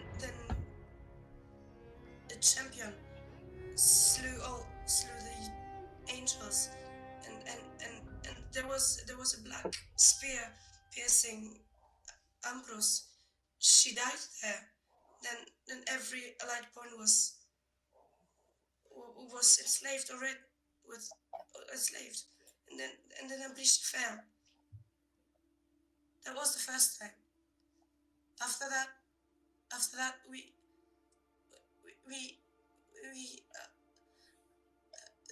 Zerbil took place of Ambrose. He made a show of her. He flew in her face with her wings and showed himself to the people of Ambrosia as Ambrose. That's I was there. I saw that happen. I was with them. Two fled. I think 2 fled. And half elf and elf. They flew away before anything worse happened. That's certainly. Wow. Today has been a day full of surprises, and I am the one that is a judge of the invention on a weekly festivity basis. I remember once Ambrosia fell, there were some speculations. Most of the tactics that they had taken in the last 10 years of their conflict with Grinthia had been questioned as poor decisions. This would explain them. And Mm. you see she's visibly like tired, even more than. Oh, she froze. That's how tired she is. Yep. Oh. Yeah. Oh, there She we passed go. out. Oh. Yeah, Oh, she no. literally passed I'm out. back. Okay. I'm back. Can Yep, hear me? you are. Hello? Yeah. I can hear you. Yeah. And since I can hear you, I need you to make me a wisdom and a constitution saving throw, please. Boy. Wisdom is the worst one. Oh, that is fucked. Constitution. Oh my god! I mean. Wisdom is fucked. Constitution is a 10. Neither of that. More. 13. And what's the wisdom? Oh, it's a 4. With a natural 1. Roll me Yes. 2d10 and take that as psychic damage, please. Oh, sad. As more parts of your mind start to appear and open up, the wings, We knew that would happen. your wings as you finish spouting the information spread widely, almost like stretching as much as they can. And as you finish saying all of that, as you finish spouting all of your memories, everybody realizes surrounding the wings that she's, as far as Kauliki knows, they are involuntarily moving. The wings start to ooze almost like sweat out of the feathers, but it becomes black, almost ichory, and starts to drop to the ground. As Nice. Kauliki, you level up. Thank you. Level up by being a nerd. Nerd alert. Whoop, whoop, whoop. No. I look at Kaliki and I'm shaking. You alright, Kaliki? Hmm. Maybe my voice goes like this. I don't know what happened. I don't know what. Don't touch the blackness. I don't think that is very healthy. I'm sorry. I draw Kaliki into the biggest bear hug. I say, I got one. it's quite alright. It's quite alright. Eric?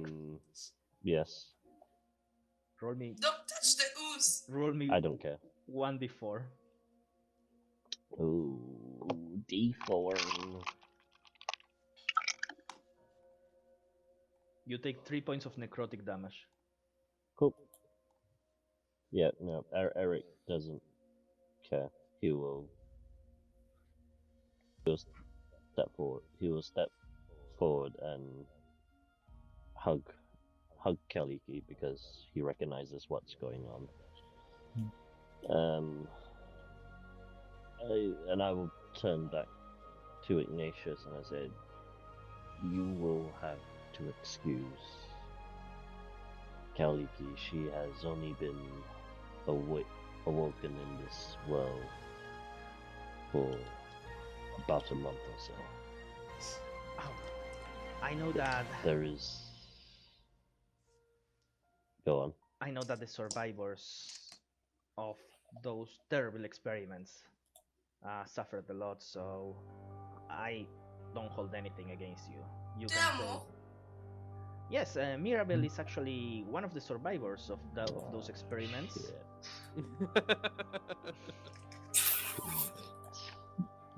And she told me of terrible memories. She escaped her holding facility just before the fracturing, and she was stranded on an island for many decades, just by herself with her friend. But Wait a fucking second. yeah, it's who you think it is. Interesting.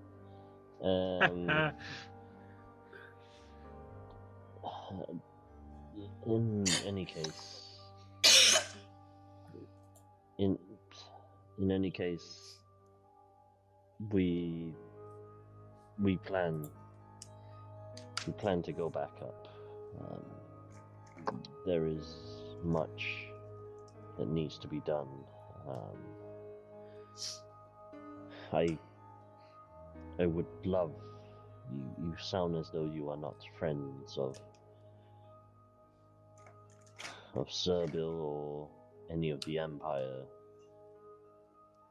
Longstadt Empire people. I would have absolutely loved to enlist your help somehow, but I don't think my cause is yours to concern yourself with. Historically, Equestria has been a merchant city. Nomad, going from place to place, selling our technology, gaining the knowledge of multiple cities, holy cities, arcane cities, free cities. We don't care. As long as they have stuff to trade and they respect our beliefs, that's fine. And I would say, my boy, that you have something very interesting.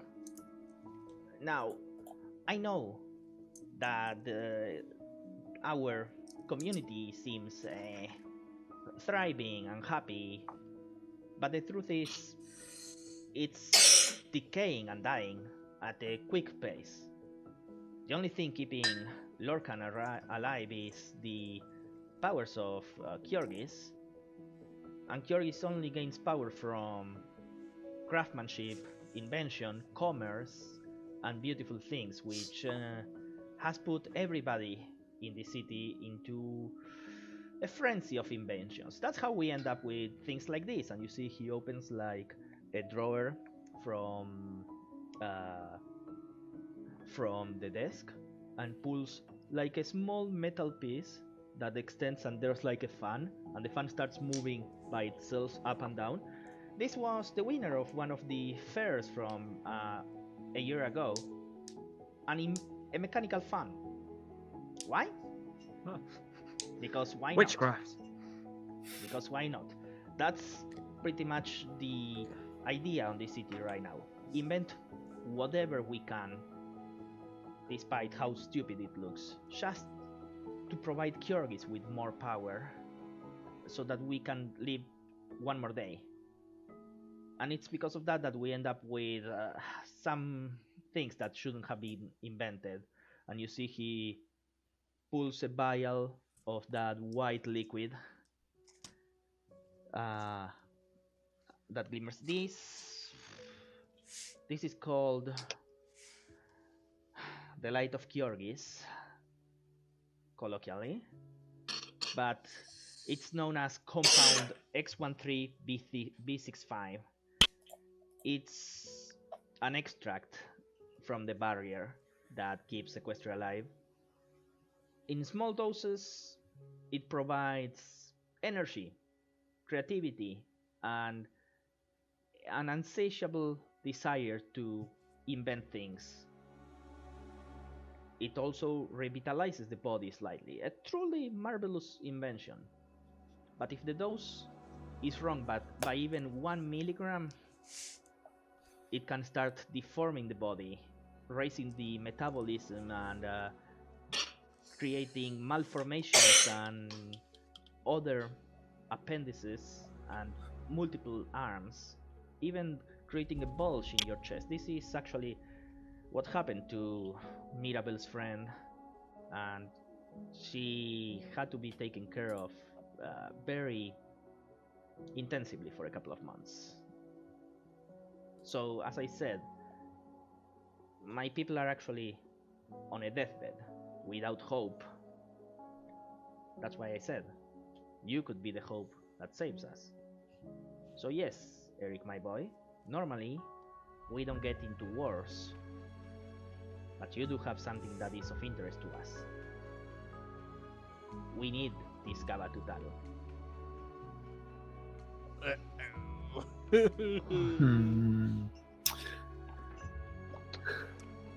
Wow. That is a one fucking good get free out of jail card. Can't kill me if you need me.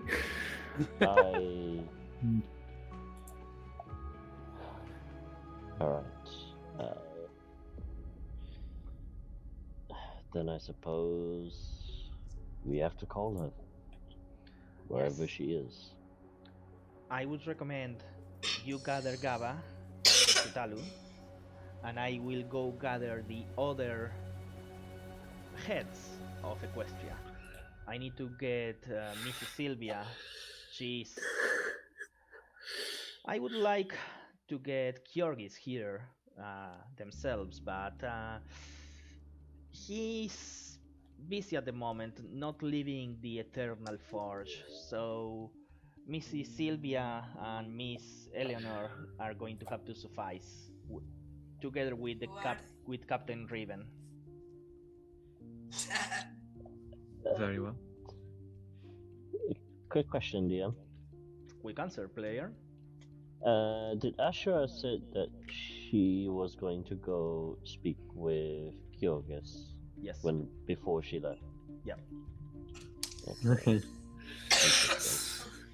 I just wanted to confirm the information I had in my head about where her possible lieabout is currently. Yeah. Okay. If I remember correctly, AzerrA said they need to go to Kyorgis really quickly. They are mad and they need to make amends. Yeah. Apparently, Kyorgis doesn't like when AzerrA just appears out of nowhere in Equestria. That's, I think, what AzerrA said to Gaba to Talu. Cool. Right. Cool. All right. Cool. I look at Portal and say, are we able to perhaps send a message? Now, is it third level and lower, or is it third level? And Third level and lower. well, guess we're gonna have to do a fourth level sending. We could ask Ignatius first. Ignatius, we have. I sort of point at Portal. He has the ability to send messages across vast distances, but I wonder. I'm not sure how your magical barriers work. If you know where this Gabatutalu is in the city, I could send Captain Riven to gather them. We don't know where she is. We don't know where she is, but we could send a message for her to come to the door front, and then we collect her.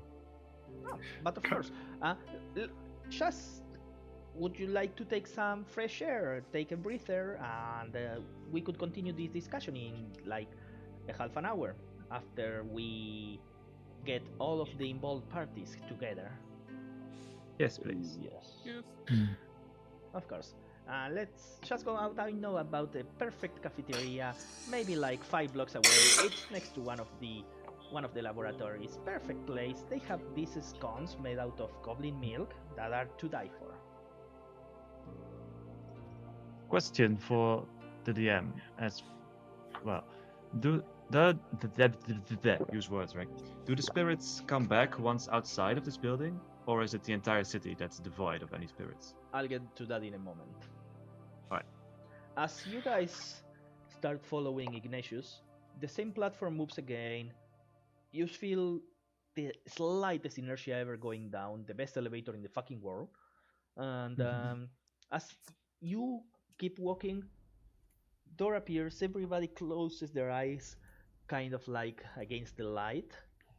And as soon as you do a step outside, Bishar, you feel the spirits again. And it almost like floods you. It's like if you had gone to like a surgery and lost your eyesight for a year, and out of nowhere you can see again.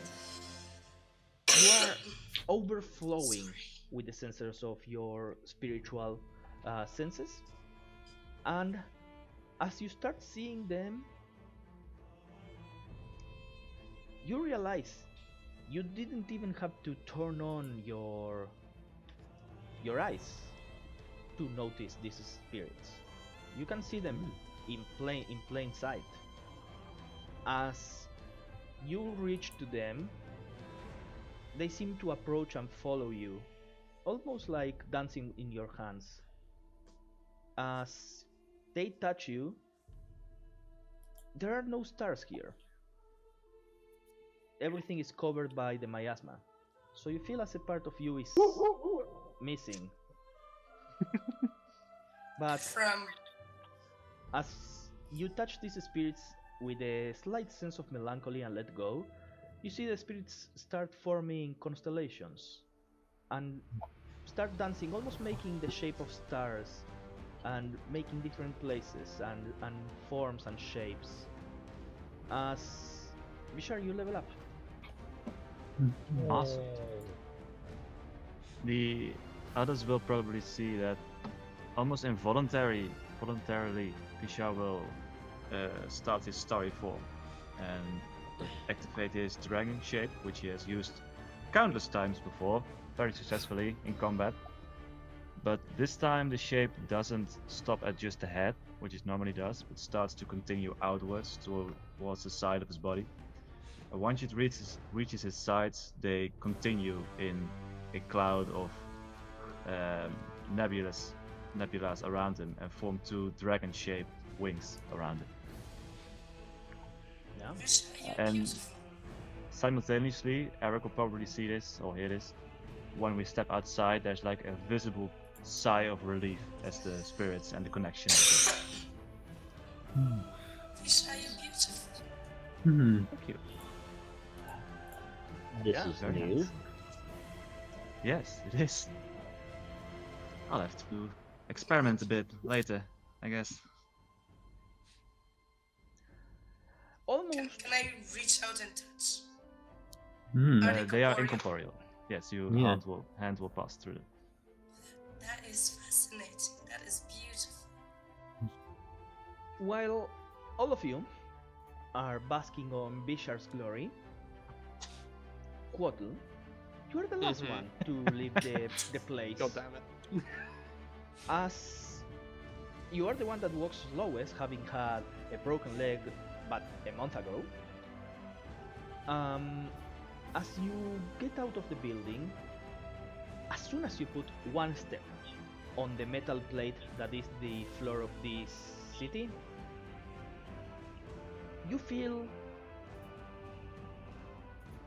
time slows down.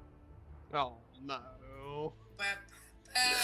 You see Kauliki about to touch the starry form of Bishar, and for a second just kind of moving the stars almost, and you see like a smear being made out of the form, and for Kauliki it would be just like passing through, and the starry form would materialize again in the perfect shape, but you see like a smear being made, and as you keep moving, you try to walk forward, and you keep moving forward, almost still propelled by that extra movement that the platform gave you, and you keep moving forward, and you turn back once you realize this effect that you have experienced plenty of times before, and you notice your body was left behind you, as you are in some sort of spiritual shape. No, I've been Doctor Strange. What do you do in this moment? Look down.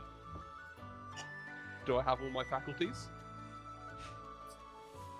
How, after all of the visions, after all of those times that you had to look down and you have seen different hands, elvish hands, orcish hands, human hands, how does Quattle perceive his own soul?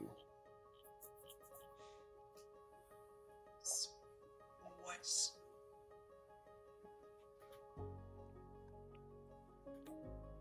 I would say he sees himself as a system, a construct, a sort of living machine. So, but it's... However, it's kind of changed, so it's more electrified.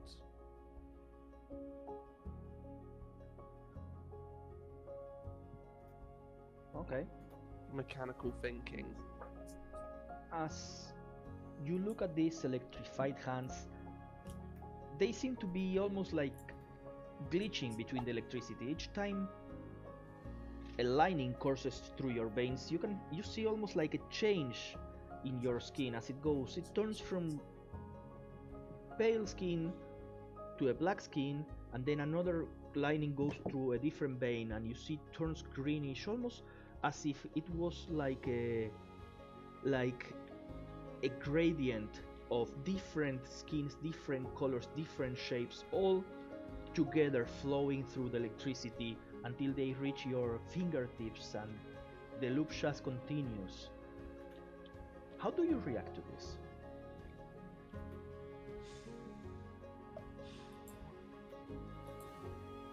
Stunned silence.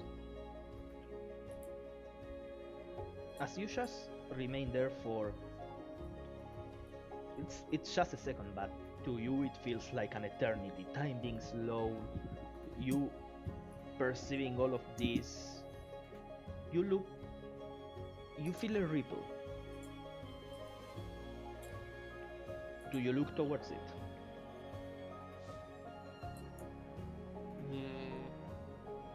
Yeah, why not? What's the worst that could happen? You look upwards, and you see the miasma, first of all, opens. There's a hole in it, and you see a figure descending. It's that figure of a female.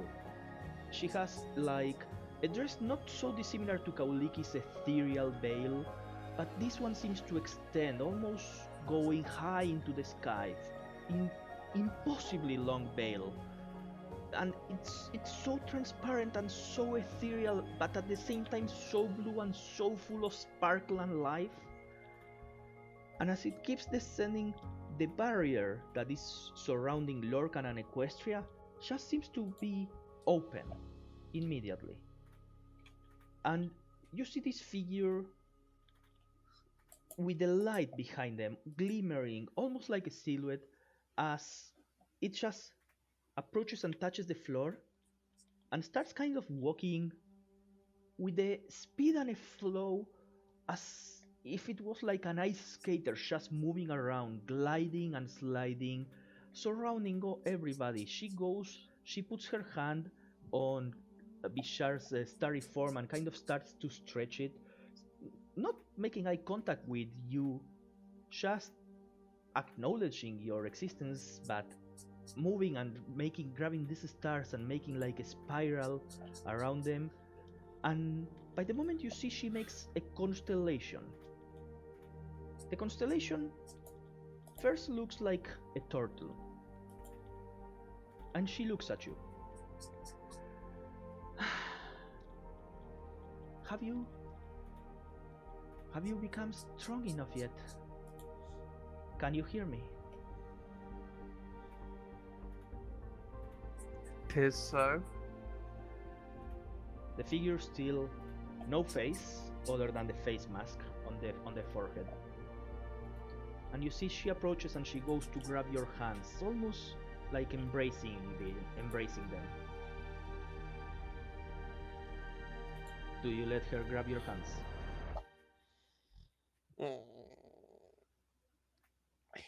He would flinch away at first. She says, it's fine.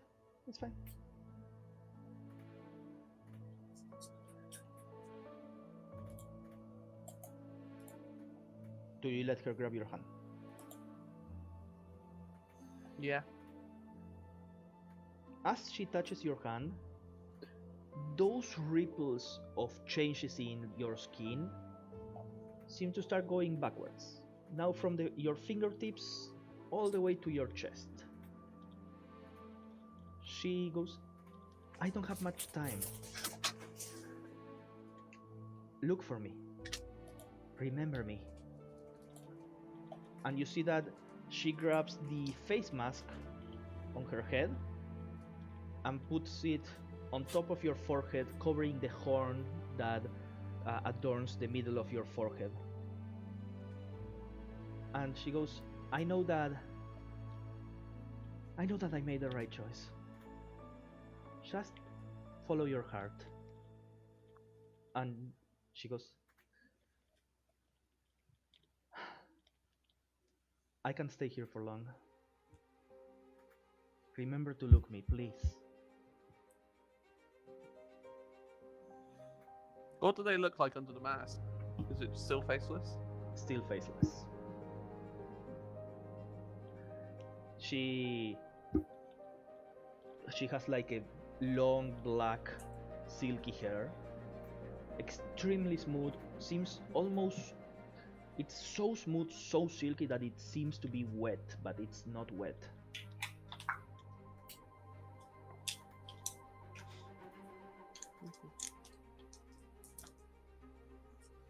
At this point, you see that she turns around, and you see from the center of the city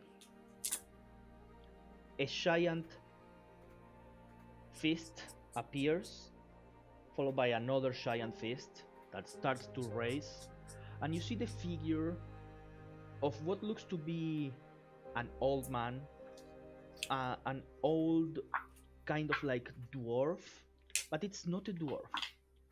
It's, the proportions are bigger, more slender, but still very heavy looking, very strong, long beard. The beard curls and becomes like adorned with rings. It has flowers embedded into the beard. You see long hair going and getting together with the beard. The hair from the back starts to go up, almost like flames, almost like fire, and embers going up into the sky. And you see this giant figure is dressed into what looks to be a mixture of an apron made out of leather with silver metal embroidered into it and gold details with silver swirling symbols. A single hammer that glows almost like sparkles, made out of diamond, in the center of this apron. And you see this figure looks straight at the woman in front of you and goes, if you want to trespass into my domain, you better be prepared to help. And you see the figure goes, always deals with you. Fine, I'll help you. And she turns around and goes, remember to keep your promise, okay? And she pushes you back into your body. As soon as you touch your body, time keeps moving. You see Kawaliki grabbing, trying to grab the starry form and going past it. The miasma is completely sealed as if nothing had happened. The barrier completely undisturbed. No giant figure in the center of the town. The only thing that changed is that now you have a face mask in your forehead, and now you are a level 2 cleric. Yeah. And that's where we are going to take our fucking break. Oh, Yeah, I need a wee so bad. hungry. I have like 2.5 liters of tea in me. We are going to go take a small break. Be back to see how this ends. We still have one more level up to go. And we one are of the back for the combats was- second part. So,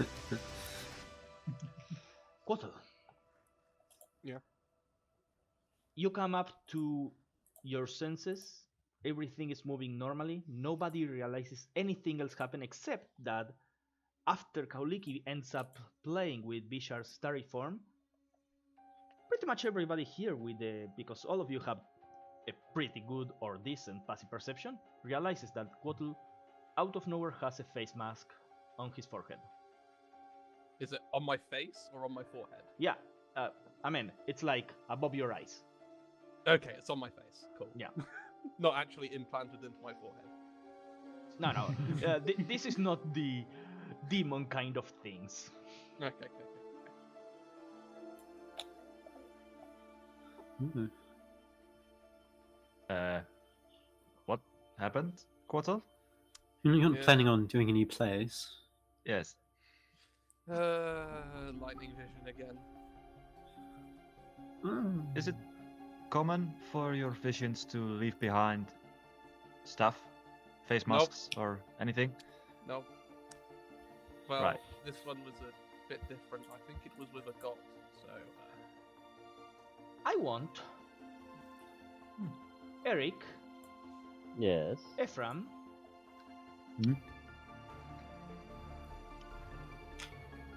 and maybe Quotal. I haven't seen the mask yet. Okay. It's on my face, so I don't know what it looks like. Actually, I think I already gave you guys this information priorly. But roll me religion, just to be certain. Okay. Religion. Bishar and Koliki, you have no idea what's going on. 18. Eh. 15. Yeah. High I think wisdom, I low already intelligence. gave you this information last time that you saw the silhouette of this woman. That her name was Tiafia, and she had ascended to godhood after taking No, she down... was the Godslayer person. Yeah, she had taken out Shingar, who is the goddess of sleep and that created the elves. She slew her and took her place. That's the information I think I already gave you. Yes, I remember. And you Yeah. know this face mask is one of the symbols of Tiafia in all of the statues. Huh. Convenient. Okay. No. Eric. And as part of will- this, Mhm. descent, David, Mhm. roll me 15d10. Excuse me. Quartal dies.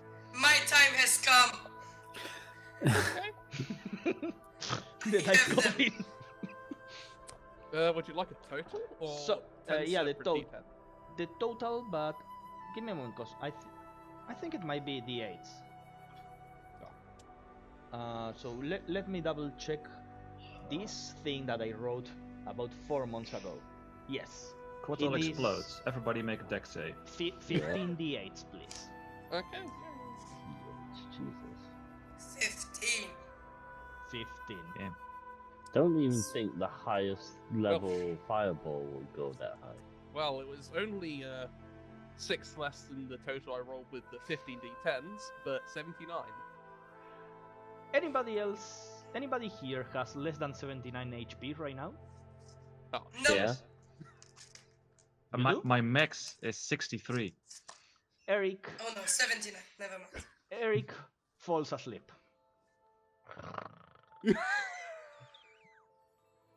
I am Let's on make it 24 sleep. currently. Eric, I would say, the moment that you hit the floor, you take 1 point of bludgeoning damage and you wake up. Ouch. Why did you do that? Everything is alright. Everything fine. Ouch. What happened? I fell asleep. Why? I don't know. I look at Quartal like, why did you do that to me? I didn't do anything. Also, something from him made you fall asleep. Well, that's interesting because a mass of Tiafia is on your Mhm. face. Well, Mhm. Mask of who? Tiafia, she is a god slayer of sorts. Mm. Might be slightly helpful. if we are going up against Joroff here. She slew the god of sleep and elves. So, She is a bad one or a good one? I think at this point, so long as they're not trying to kill us, we'll take it as good. Trending towards good. Right. Nice. At Did this you point, warn us when you feel like murderous intent, Quartal? Because then we know to take some sort of action.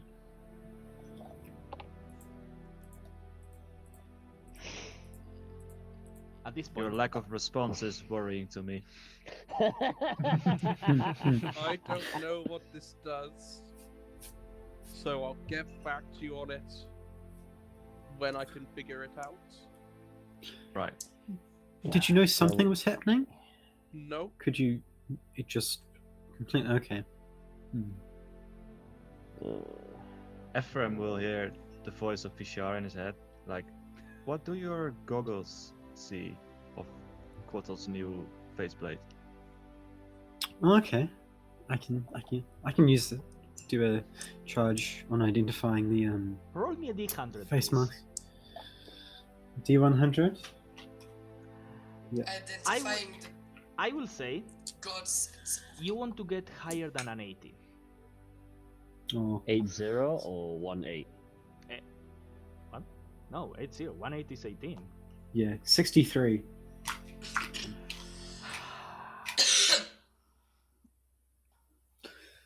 Roll me Oh, 1d10, no. please. You're gonna get an ouchie. Yeah. You peer into the abyss, and the abyss peers There. back at you. Damn. 9.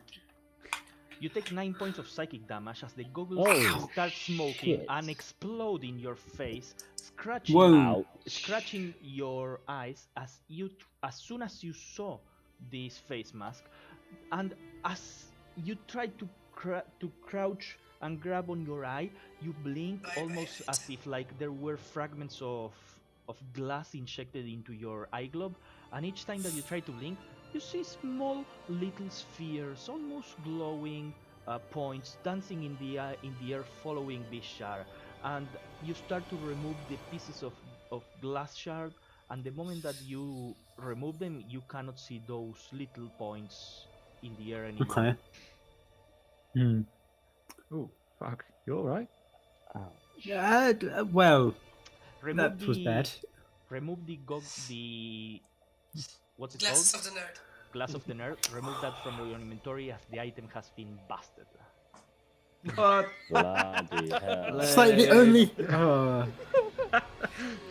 Like Bloody 10 hell. minutes After- prior, Martin Yeah. asked us, which items do you have? And Bryn was like, oh, the only item I have is these goggles. Christ, fucking hell, Damn. I was mean. man. You work, Jesus. Do I think they can be repaired somehow? Yes. With your knowledge, you think with the appropriate time, you could even replicate this item. Oh, okay. Interesting. To be fair, I'm you still are here. in the right. You are in the right place. to do Yes. Oh yeah. Did the mass have the monocle on? Right. Ooh, there's an echo. It's like it's dramatic Let's go. music. Well, Yeah, Oh. it's Yeah, I don't did know. Okay. the explain itself monocle go on the front of the mask, or is it underneath the mask? What do you mean? You The know one that monocle- Quaffle has. Yes. That monocle that the- says everything obvious when it tries to identify stuff. that Oh, I still have. Yeah, you still have that. Yeah, is it on the front or did it the? You have the face mask Mhm. and the monocle like here, so it's like Oh, it's a half space Yeah. mask. Okay. no, it's like if the mask covers like all here, and you have like the monocle in front of it. Okay. At this point,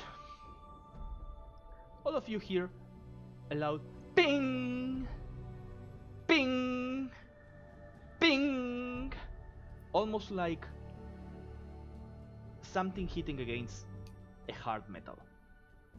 And you see Ignatius drops whatever they have on their hand. Ah! Georgis, no! He's working again. He looks at you. Sorry, I'll get back to you. I need to go. And you see he starts running. Doesn't even take the chair. He's just running. You see he taps his heel and starts like flying with boots that come out of nowhere. And you see he's heading towards the middle of the city. Right. What did Gabba do this time? I don't know. We need to. Quarto, could you please send a message to.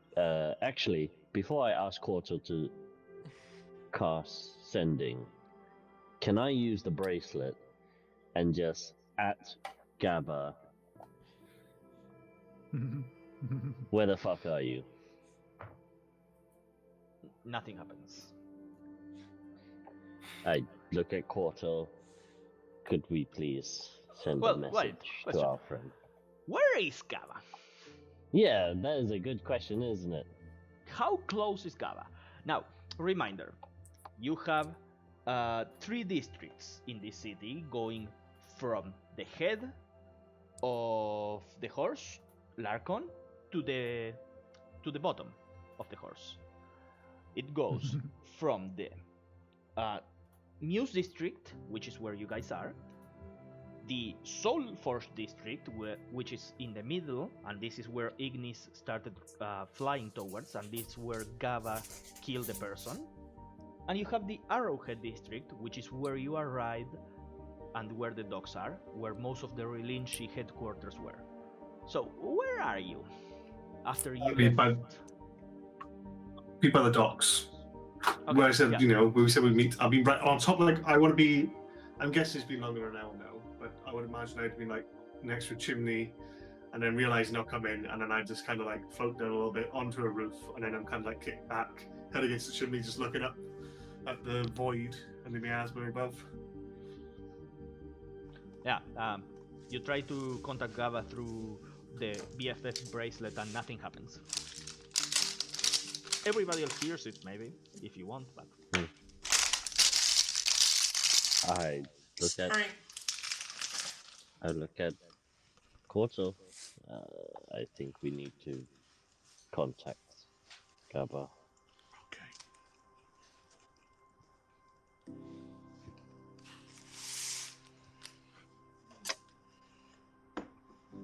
I shall sending Gabba to Delu. 10 seconds, go! Hey Gabba, where you at? We're meeting at the center of the city. Come find us by. Yeah. This is the first time that you use sending on another character, so tell me, how does your sending appear to them? I remember you saying that it goes like just a small pulse of electricity leaving your body, almost like a small invisible thunder. But how do they perceive it? Do they get it like in their head? Lightning appears in their eyes?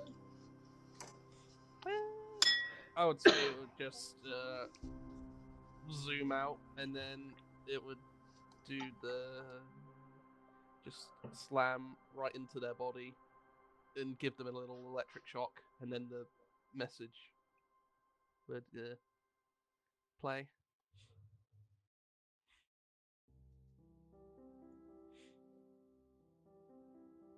Do I need to respond to this? Yep. You may. No, it wasn't that. Do I need to respond to this in the sense of Gaba?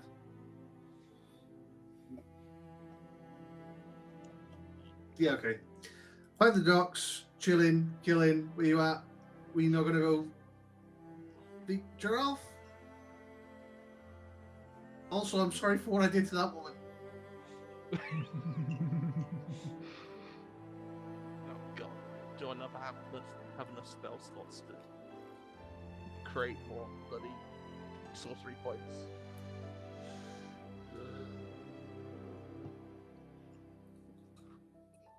Third level. Okay, can do another one. I shall send another one. By the way, Gaba, you also hear throughout the last minute and ongoing, you all hear the ping, ping of a hammer hitting something. So, Quattle. Taking a bit of a hiatus on that one, heading towards where the ringing is coming from. Meet us there. I chuck on my backpack and I make sure all the stuff that I stole from that old woman is packed in, chuck it on my back. How high up would I be right now? And I'll reply to Pottle and say, yeah, come back now, I've got you all gifts. However, if anything happens, make sure to help me.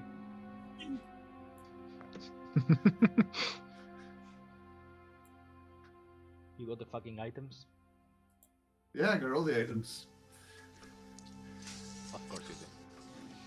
I'm still waiting on all the. It is 1, 2, 3, 4, 5. Yeah, I didn't send it I'm to not you replying because I from- thought you were going to die. Yeah, get well, caught. we should have. Okay. Right. So I'm going to put on my bracer, my new bracer that I have, which looks very similar to the bracer I already had, but it's got more. The runestones are more clear. For the audience, you would see as I put it on, and I now have 4 chains that I can control independently myself. How high am I? Can I jump from the roof, or do I need to climb down? You can Spider-Man through here. I can Spider-Man. You Dr. have 4 chains, Octavius. don't you have 4 chains, don't you? I'm so fucking cool. Spider. Spider gather. Spider gather. Spider orc. So I will spider my way to the center. Go. Actually, I want to put my hood up as well. Not the coat that I stole. I mean acquired. I actually paid for that though. I think. I want to put my hood of non-smelling up, so like if anyone sees me, they see a cloak instead of my face. Yeah, so let's cover my face. Because a your spidering skeleton. orc isn't obvious enough. Thank you. So, all of you guys get to the Soulforge district. In the middle of this place, directly in front of the Eternal Anvil, there was a building that seemed almost like a cathedral. The sound is coming from there. This place, even though it seems plain, no great architectural constructions, just a simple wall. You see, now that you approach, columns coming out of this place. And each time that you hear the ping, it seems almost as if the building itself raises up and shifts and realigns. And each ping, ping that goes on, you hear how, you see how the building starts to transform, adapting, changing shape, becoming more and more and more elaborate.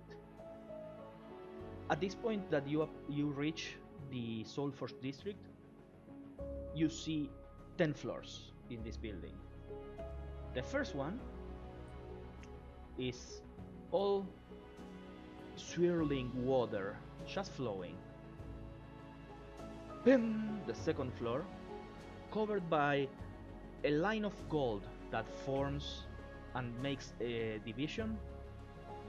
Only stained glass. Complete stained glass, almost 360. Except for 4 columns that stand on the corners of the building. The stained glass have motifs of earth, nature, and leaves falling. Then a division appears, this time silver, and the third floor is red brickstone, so red that it seems to be set ablaze. Ping! The fourth floor, divided by copper.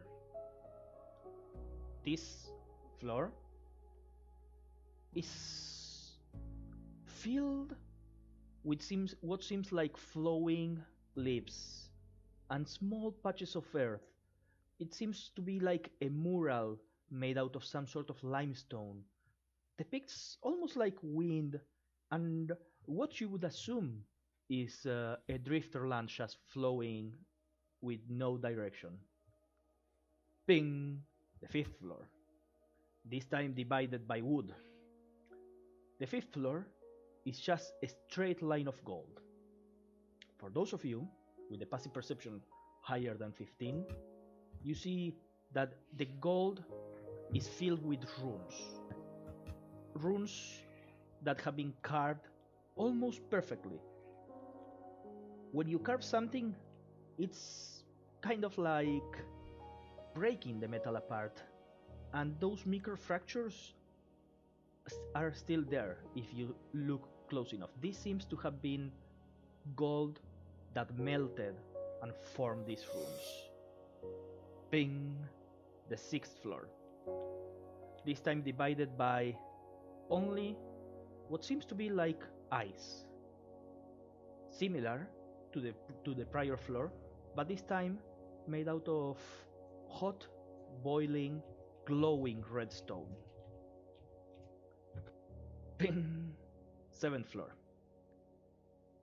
divided by what seems to be made out of simply bright, glowing airstones. Just full of airstones, almost as if it was a single thing that was carved. A giant disc. This floor is marked by what seems to be simple stone, like cobalt, but on a closer look, once again for those of you with a passive perception of 17 or higher, this cobalt stone, you see glimmering little traces of what you assume are stones. Ping! 8th floor. This one just got raised. You see this floor is made out of melted tools. Tools of metal, tools of wood, of different qualities, different things. They all just seem to be melted in a similar fashion to that of the Iron Throne from Game of Thrones. That is where all of you reconvene at this point. Do you do anything? I'm going to put my hand around. Who do I like the most? I'm going to put my arm around.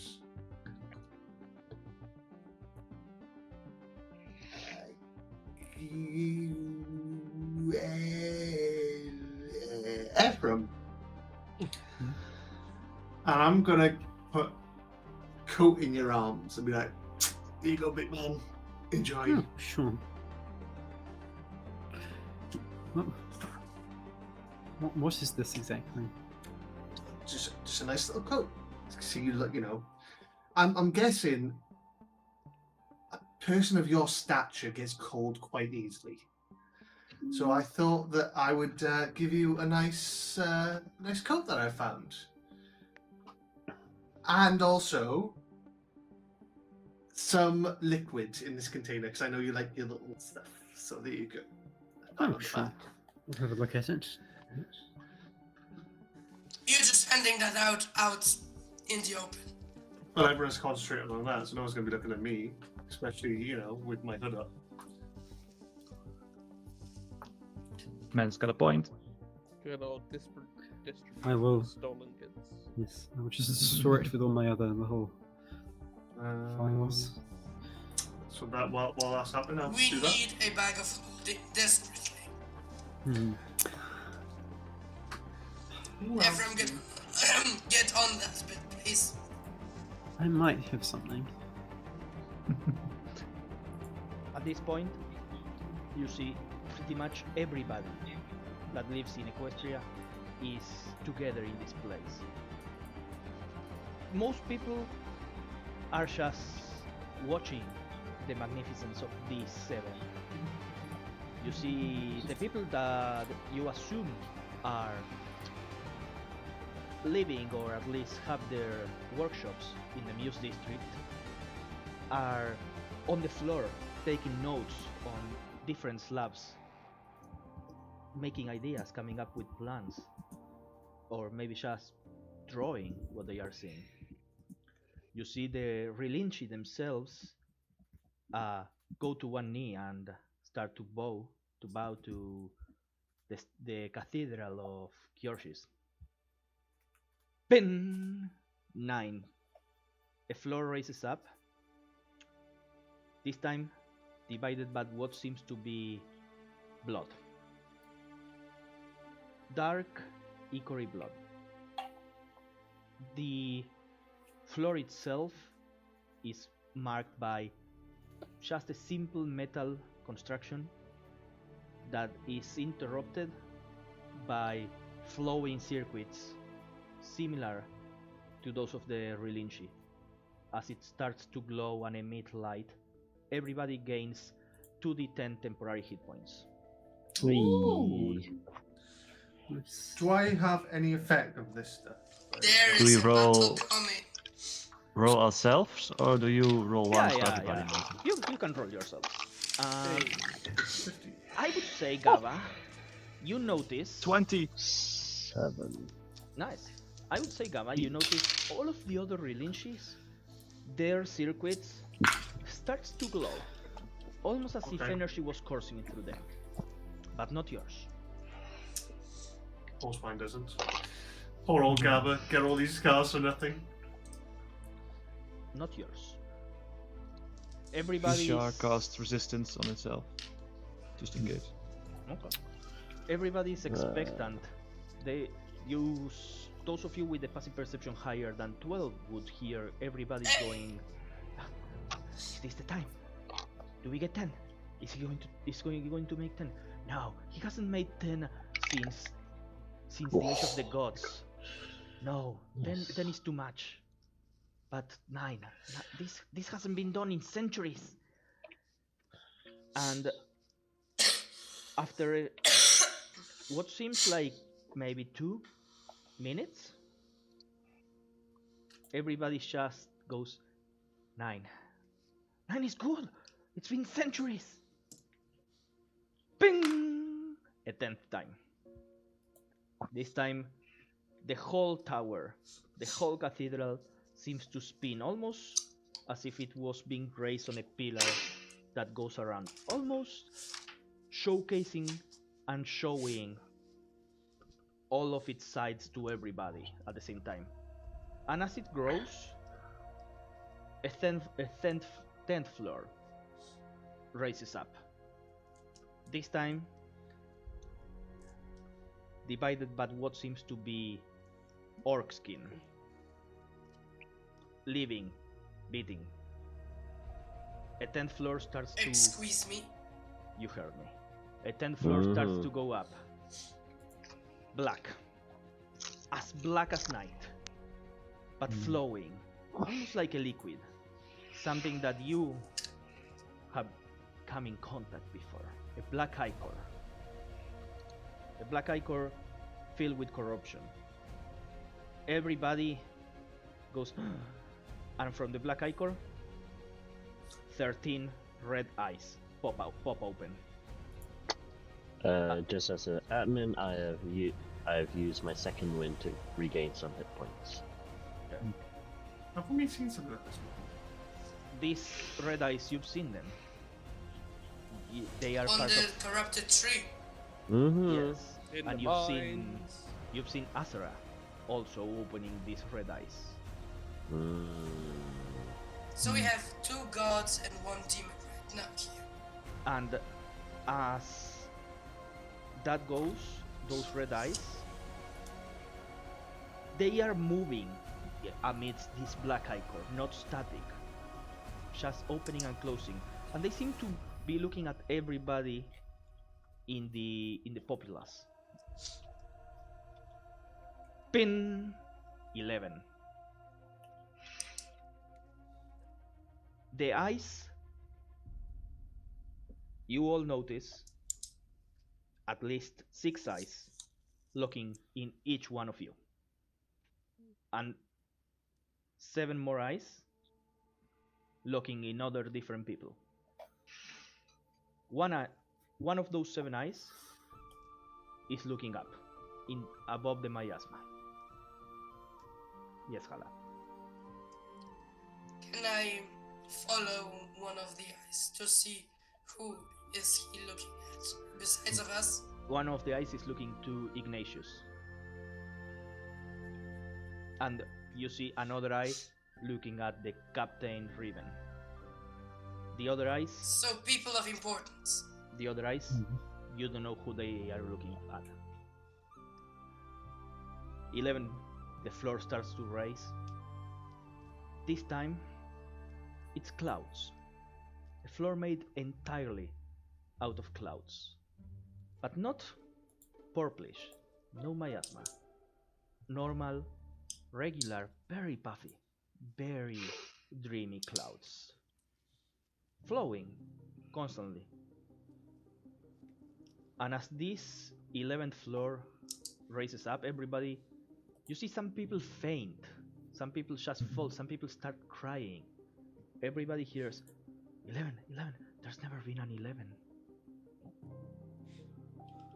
As the door opens on the first floor, you see Ignatius, you see Raven, you see other 4 people. One of those, a Peace Walker female canine. As they head into the tower, they walk straight towards that door. 6 eyes, still looking at the 6 of you. What do you do? Stupid question. What the fuck, Walk bro? into the door. Stupid question. Could I contact AzerrA? Do you want us inside? No response. I Would look we- at Gabba. Hmm. Do you have any insight into this? As I hand you a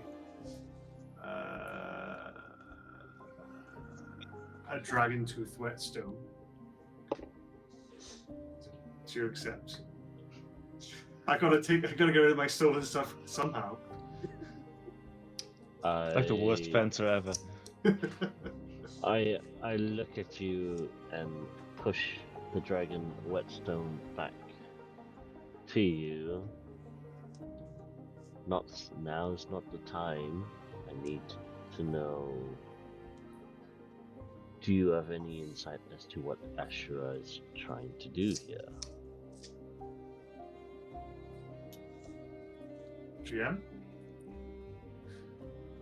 You haven't Can- heard anything from AzerrA since you arrived at this place.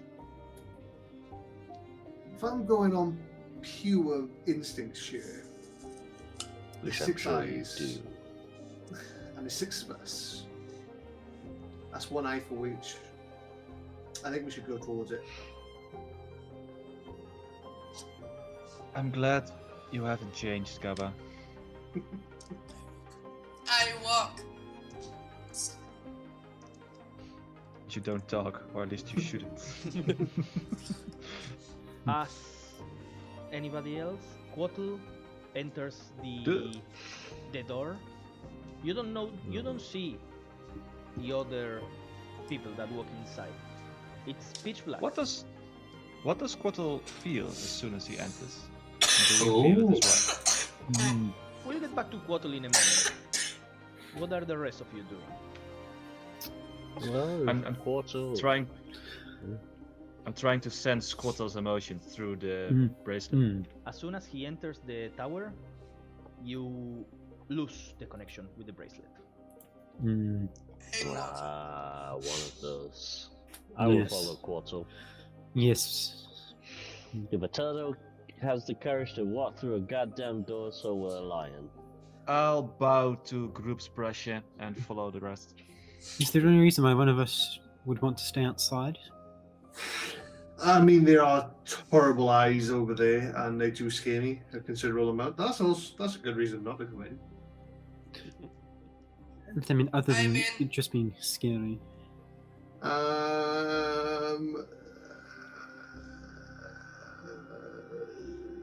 No. No. Okay. Listen, I'm pretty sure there's a way out. If we get trapped, we'll just I'll just turn it to gas again. Right, we're gonna go into the big scary eyeball thing. Yes. Just don't look at it. Okay, let's do this. Also, did I kill that woman? I say quite loudly as we walk into the door. Speaking of us loudly, you notice as you are walking, as soon as the eyes locked into all of you, everybody turned around to look at you as if you were angels walking amidst the battlefield. I mean, Chosen you are- ones. Technically, so have I got my hood up? Can people see me? Oh, people are looking at you. Oh gosh. That I think woman I'll was like, "Oh my god, I got killed by the chosen one." Oh my Remember, god. remember that scene in Game of Thrones where Daenerys saves the city and all of the slaves, and everybody goes, Misha, Misha, looking at them, and she walks as the fucking embodiment of God throughout the city? That's how everybody is looking at you right now. One Game of Thrones was still good, you mean? Yeah. Yeah. Right. Okay. I'm gonna feel, if anyone still feel their bracelets, I'm gonna feel really embarrassed. Don't like people looking at me.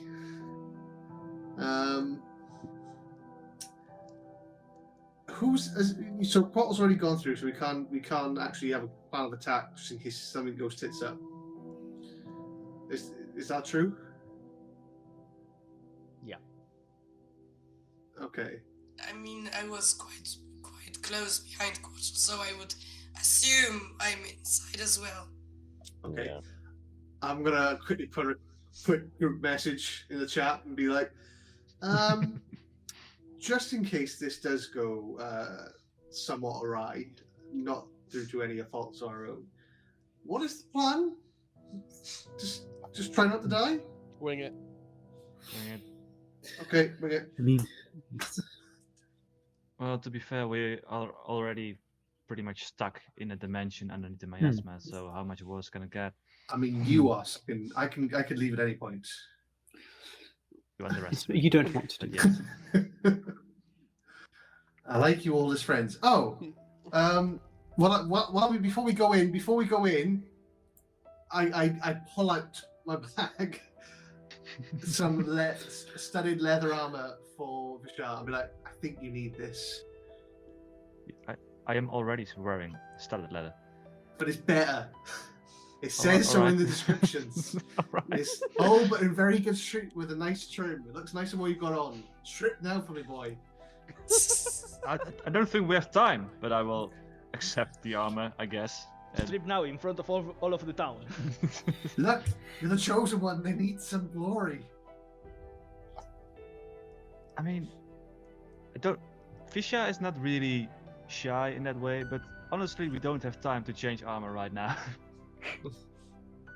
Well, just in case. Okay, let's do this. Thank you, I guess. Where Yeah, did you well, get this? We don't have the time.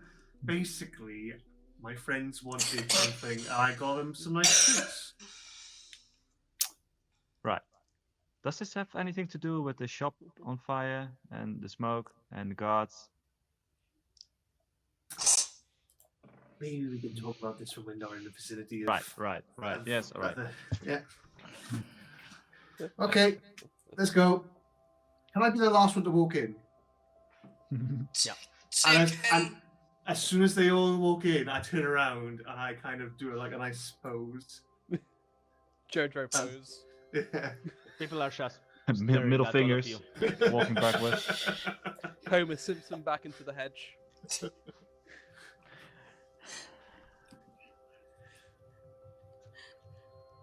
Okay, we have time for this. Oh no. What the fuckery can happen in 30 minutes? As What? I have no idea what you just said. No. I'll do it for that. You're breaking up in real life, Hala.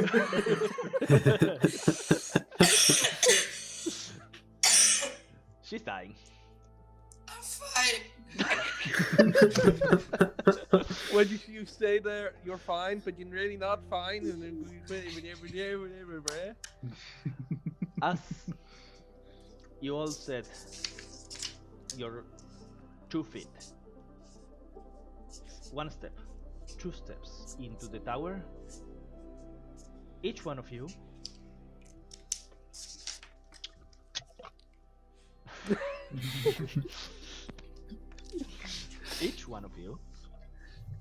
feels by yourselves the same feeling as you felt in the Sparklight headquarters, as if something beneath you was moving you.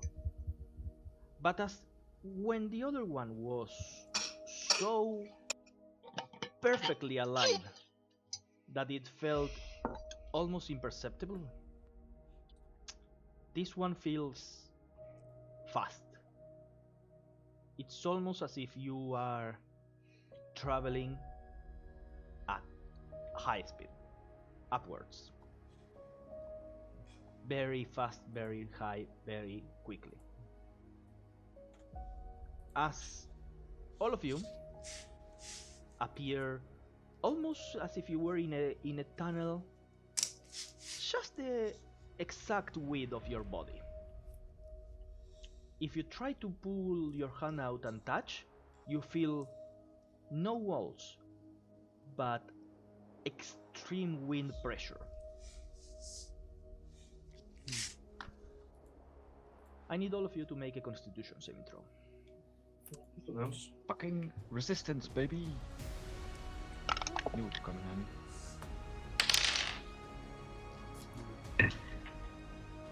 in. Oh, it's up. 19. Oh my god. Dirty 20. I 15. could add a d4 and a d6, and I gotta roll a total of 4. Plus 1, so 5. Jesus. 10. What about Ephraim? 15. And Kauliki? 1. She's writing it. She's doing reverse math.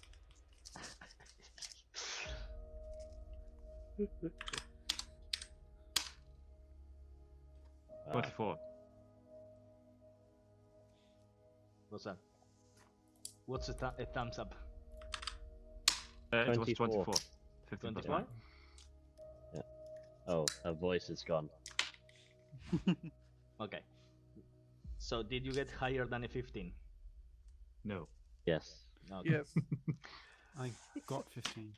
As all of you are flung upwards at an incredible speed, most of you hold it in yourselves, but Bishar and Eric, being tired, having experienced so much, the transportation through AzerrA's was hard enough on you. Mm-hmm. You get 1 point of exhaustion, each one of you. There, hello, Yay. exhaustion, my old friend. As you start feeling kind of dizzy, everybody gets a long rest. Yay! A Spell long rest. slots. Do How we does- get long rest? After Do we the get exhaustion. rid Okay. of the After exhaustion? the- After. after. So one. Yes. Okay, so we still have the exhaustion. Okay. Yeah. Right. Everybody gets a long rest. As soon as you finish ascending this tube, you find yourselves flying in an ethereal place. Dreamlike almost. As if you were walking amidst clouds. You see dragons of any color, shape, and size. Almost like rainbow-like. All of their skins flying high in the sky. You see bunnies with fairy wings as they are floating and moving from cloud bush to cloud bush. You see different animals and creatures moving on the floor happily, going from place to place. And I have a question for each one of you. Who is a person that is no longer here, that has died No. in your life, that you want to see the most? Gaba. That would be Mamima, who was the person who told me all the stories about Grugo. Just made me who I am, this weird, wacky, adventurous person. As soon as you realize that you are in this space and you look around with your high alert, ready for whatever, you have the experience, you've encountered multiple situations of unknown source. And as soon as you see this, your Mima standing there, as she rushes to hug you. Bishar, It's tricky. I think rather than a person, it would be like a dog that Vishar befriended on the island and who he presumed died during the darkness and void that happened on his home island. you see the dog fetching just a branch that you used to throw for him to play. Approaching, coming from one of those bushes made out of clouds. Quaddle.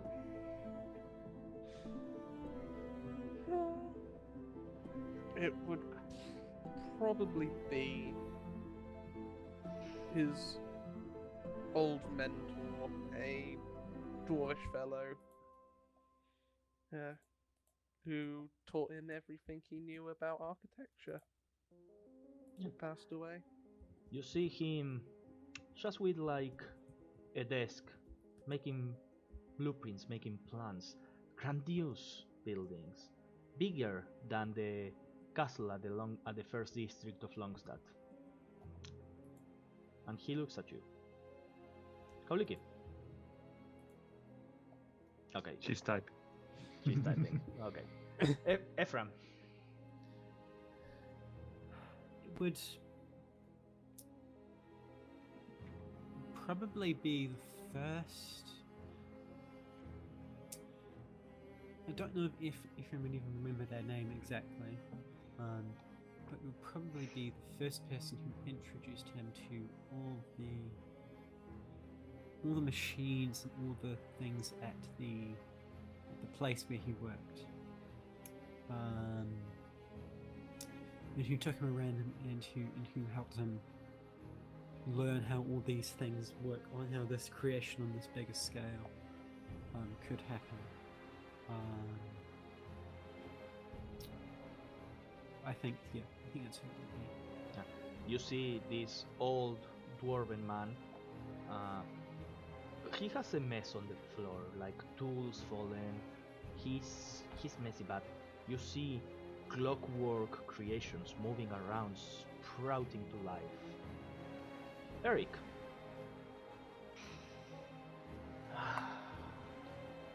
It'd be two people. It would be the siblings that got killed, my patrol mates, Itos and Zala ambush you, both feline peace walkers, brother and sister. You see, they have a small fireplace with some meat, and they are making some sort of soup with freshly hunted meat. Very enticing aromas call to you as they both look at you with a smile on their face. Hala, I need you to send that message. Still typing? Ah, there we go. Oh. I think Kauliki Kaliki sees would not know. Oh, sorry. An Albion woman, regal, tall, slender, strawberry blonde hair and very fair skin, big green eyes glimmering with the light that there's like a sunlight diffused by clouds covering everything. Everything seems so pristine, so perfect. This woman is reaching the arms, almost ready to go for an embrace. Behind her, behind this woman with strawberry blonde hair, there's a black-haired man, also an elf. He's standing regal with one hand on the shoulder of this strawberry blonde-haired woman, and they both are slowly approaching towards Kauliki. Quattle! You hear, as this old man looks at you, he goes, "Come for another lesson? Come, sit with me. We have much to discuss." What do you do?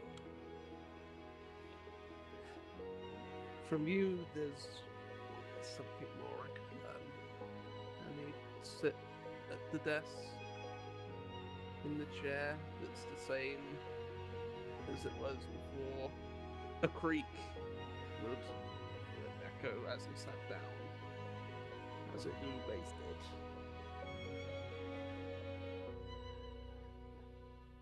You both go for hours, chatting, reminiscing, sharing on ideas, sharing on what you've made in the years since he's been gone, how your projects made the foundation of the newly developed capital. After, I need everybody to give me a wisdom saving throw. Sorry, charisma saving throw. Are you sure it's not wisdom? I am sure it's not wisdom. Oh, god damn it. Anybody? What? Tell me, which one of you got the highest? Not me. Possibly me. For a total of? The natural 20 for 26. Jesus. 26! Possibly me, he says.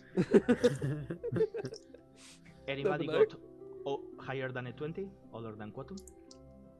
No. Kauliki. Kauliki did 22. Okay. How fitting. Sorcerer gives you proficiency in charisma saves. Kauliki. You let these two people approach you.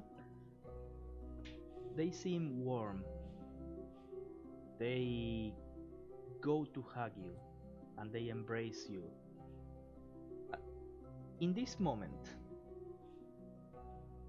as they are hugging you, it feels so warm, and you realize for a moment they are hugging you too tight. The wings are not in the way, And when you realize you you have no fur, and you have slightly longer ears just starting to fall down. And as they embrace you, it's like a while. They don't let go. And Do I look like Celia again? You do look like Celia again. You look like a 14-year-old on her prime, wearing the regal cloak of the Lightborn Academy. And as they embrace you, you look at the face of the woman and she's crying as she keeps going, "I'm sorry. I'm so sorry." What for? What for? I wish we could stay together, but you have something to do. And you see, as they are hugging you, they start to let go. They put each one of them a hand on your shoulders. "I will always love you, Celia. But you have a way in front of you. It's not time for you to come with us." And you see, still with a hand on your shoulder, they never let go, but tears start coming to your eyes, unbeknownst to you. You don't know these people. You've heard the name Celia, but you are not Celia. Why are you crying? And when you close your eyes and open them again, you see they are 50 meters away from you, amidst this sea of clouds. You see the woman is crying inconsolably. The man, even though regal and a little stoic, tears also fall from his eyes as he puts a hand on top of the woman and looks at you. And you hear a voice. Even though they are very far away, you hear it as if they were whispering to you. And he says, "I'm so proud of you." As you keep crying and they keep going away, do you do anything? You try to reach to them. You start running after them. You put your hand away. I will just reach out, like, but I'm just staying. I'm like. As you reach your hand out, it takes a moment. It's like you are gathering the courage, the will to chase after them. They called you Celia. You've heard the name Celia. Maybe they know something. They are crying. They are crying for you. You are crying for them. They felt so warm. You start moving towards them. I will like ask, "Who are you?" As you say, "Who are you?" trying to chase after them, you start moving and you feel the clouds that were so solid, so puffy, but yet very good stepping ground, start becoming soft. As you chase after them, you feel your body being sunk on the clouds. As you fall, your face gets covered and you are pushed away from this cloud realm, falling into a dark pitch darkness with a single red eye lighting the way. Quattle, as you are reminiscing about the past, sharing your projects with this man, is there anything you would like to do?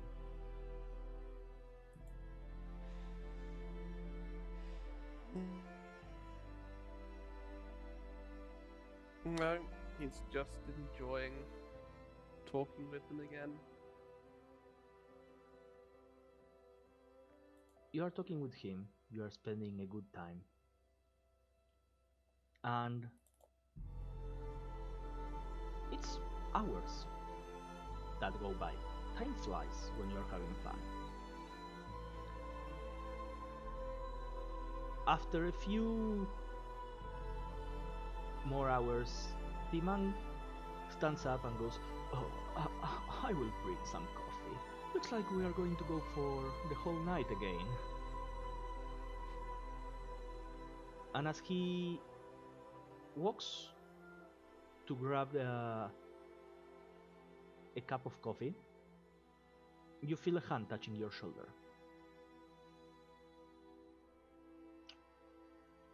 You turn around, and it's the same faceless woman,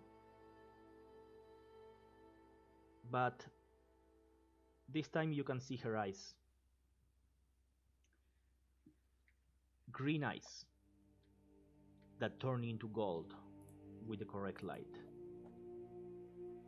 You can feel the hand on your shoulder grips, and you see a sorrow look on her eyes, almost that of sadness.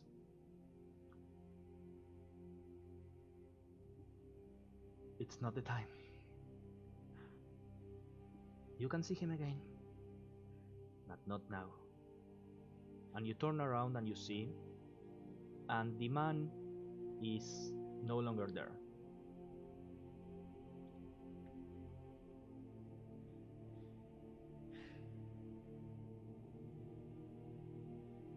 She's still holding you on the shoulder. Well, at least I'll be able to tell him some new stories when I see him again. Yes. And also, the oldest story in the world. Now it's time for you to go. And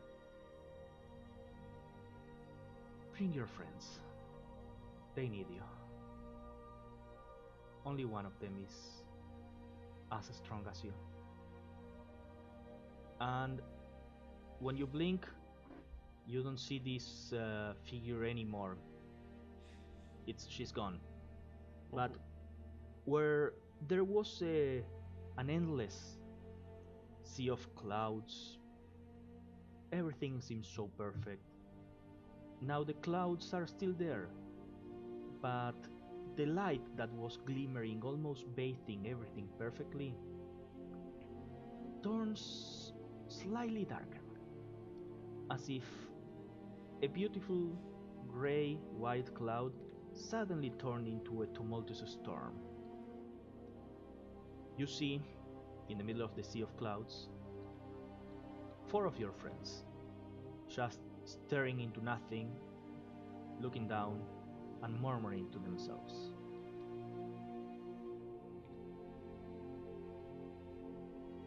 What do you do? He's gonna go over to him and see what's going on. Who do you approach? You see, there's not only these 4, there are 2 more that you don't know. Eric first. What would Eric be doing in an almost catatonic state as he's reminiscing about his lost 2 friends?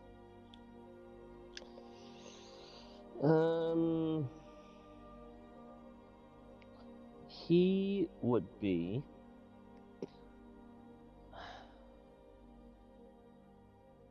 I think characters. Yeah, he would be sitting down at the campfire with them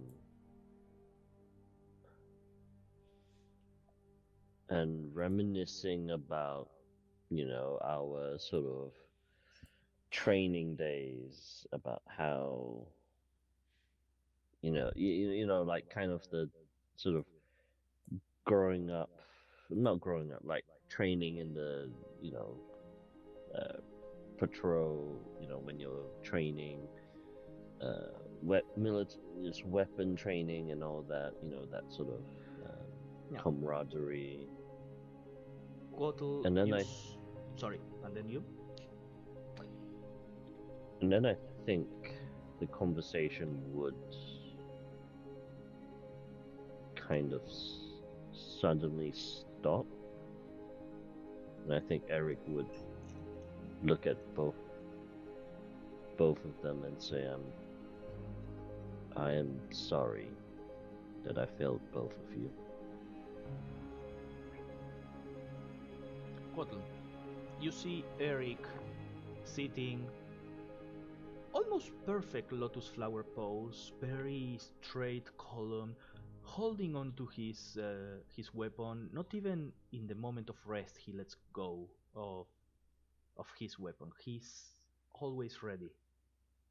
And you see even though he's sitting, his head is like almost flopping, and you hear him murmuring of all things, all tales, kind of like and you see for a moment he goes, I'm sorry.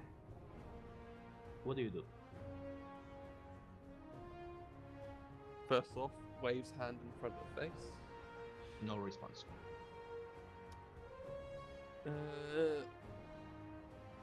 Next, process of elimination, he's gonna attempt to cast message at Eric, and he will say, Eric, can you hear me?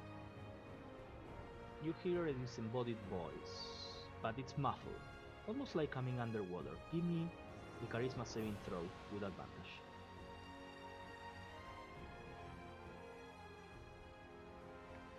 Who, me? Yes, you. Oh, sorry.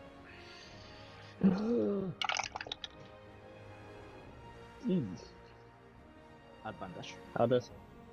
Yeah. I rolled a 7 and then 3, so, you know. Take 1 point That's of a exhaustion and roll again. Oh, boy. How does a 17 feel? The first time you hear the voice, your vision kind of rocks. You see your two mates jump and get ready for a fight and go, Eric, get ready, it's the cave again. And suddenly you are transported into that goblin cave. The smell of putrid meat appears. You see a half-orc appearing, almost like a silhouette through the light. What do you say to wake Eric from his nightmare?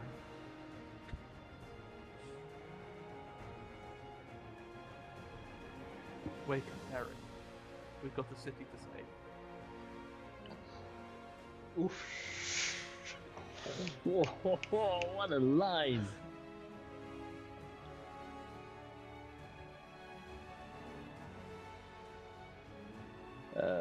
I think as you say that, the vision, he blinks and the vision fades, and he hears that.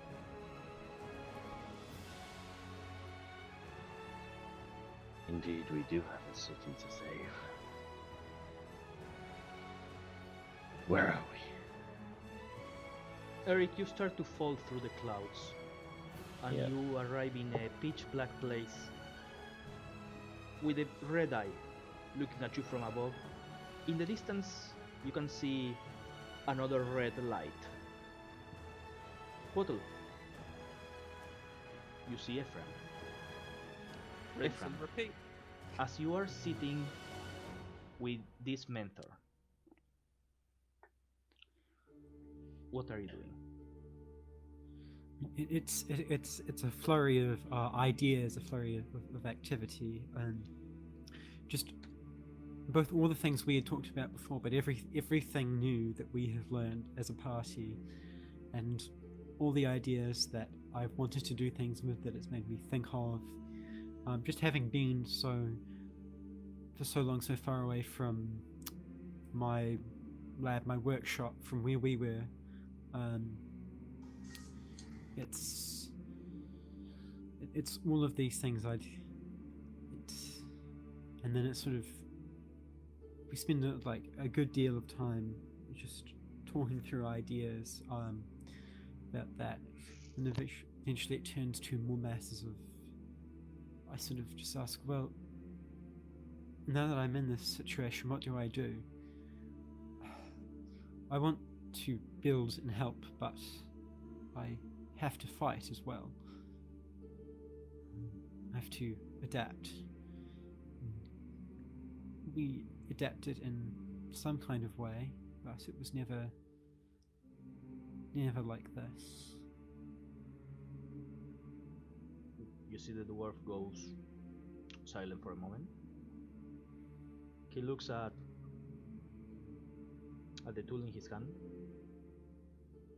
stares at it for a second.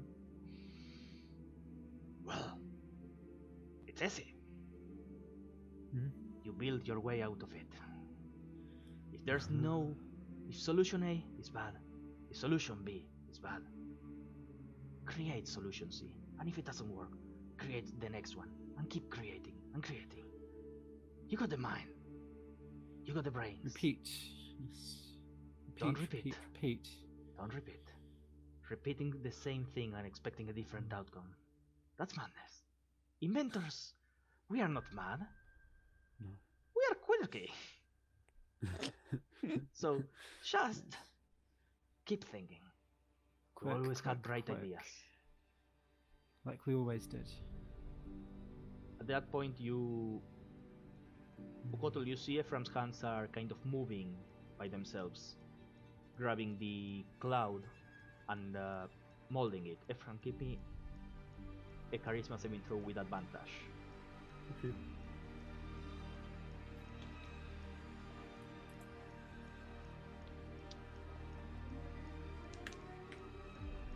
Nice. 19.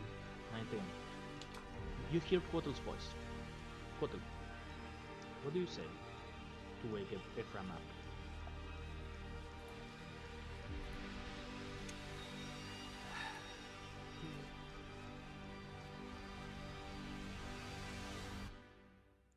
Ephraim, you can build your way out of anything. Certainly this dream can't beat you.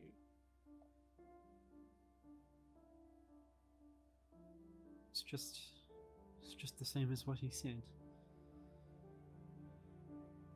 Suppose great minds do think alike. Ephraim, as you wake up and you see Quottle, in your hand there's clouds, almost solidified, taking form. Which form do you give this cloud? Ooh. Some object. Okay.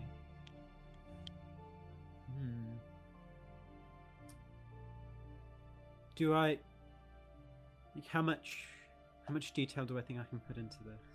Just choose your favorite tool. Ooh.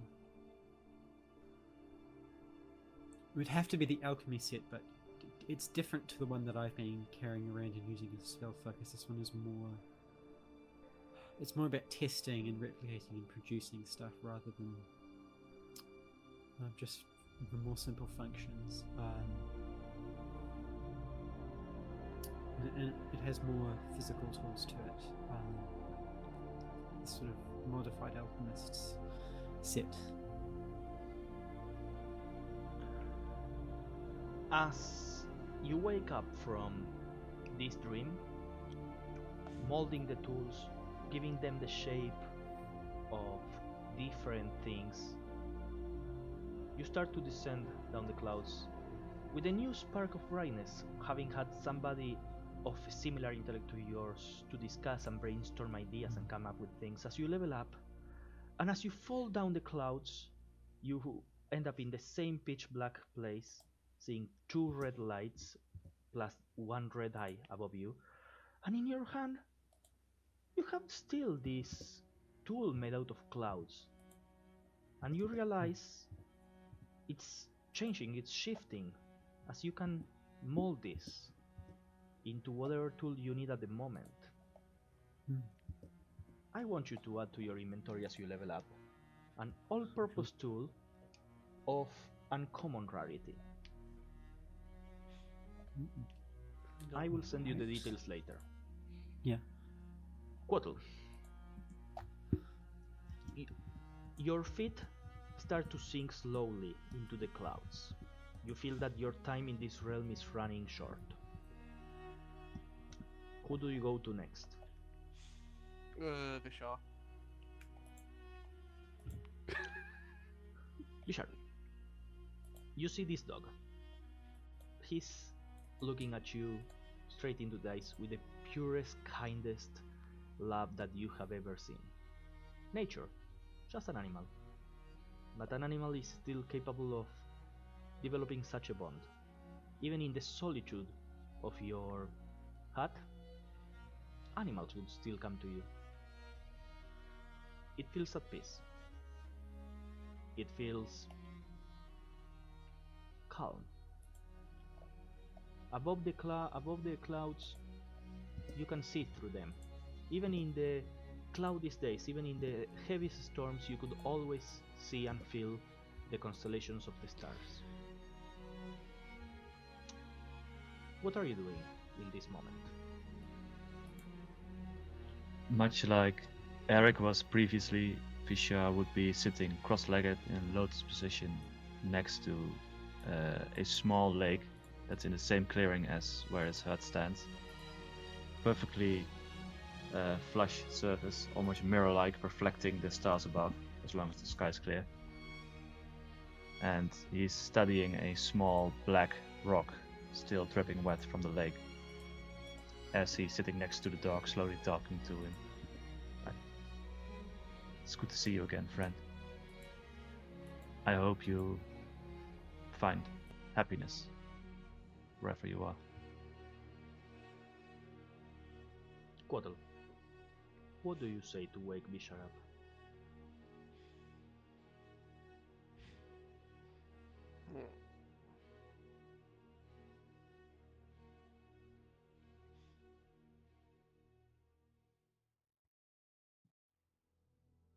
Happiness is something everyone deserves. Vishar, we need you to ensure everyone else up above gets that happy ending themselves.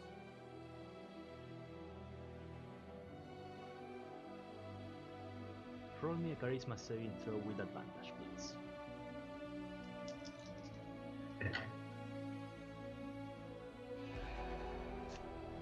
9. You take 1 point of exhaustion as you see the dog, having laid on your legs, falls to sleep. As time goes by, you see the stars change. The dog grows old. It's bigger, but still sleeping on your legs. The sky starts to turn black, even in the middle of the night. You see some stars stop shining. Stars that are supposed to be there, constellations that have been there for thousands, if not forever, start to go black. As you see the dog whimpers in its old age.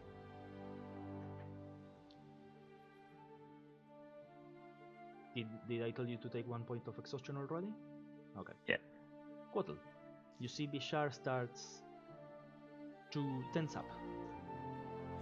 That perfect lotus flower pose starts to become a little disheveled. Doesn't seem to have reacted well to what you said.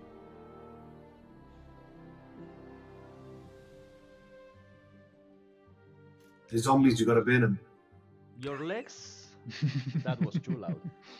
Your legs start to sink amidst the clouds. You are up to your knees at this point. Do you say anything to Bishar? He will go to Vishar, put a hand on his shoulder, and say,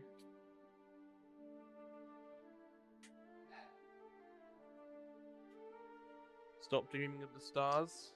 We need you back here."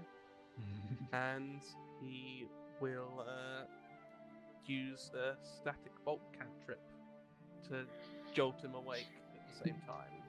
Clear! Bishar, roll me once again. Charisma saving throw with advantage. And Quattle, just roll the damage. Okay. Significantly better. It's 24. Damn. 13 points of lightning damage. Bishar, you are sucked awake without having to see the last moments of that dog in its old age. As you wake up, you see Quattle up to the chest, covered in clouds. Do you say anything? I think the words Fisher would have said, almost as trying to say them to the dog while he's being ripped away, was it was nice to be able to have shared the path with you while it lasted, but now our ways will split. I will see you again when it's time. Same thing, you are sucked underneath the clouds.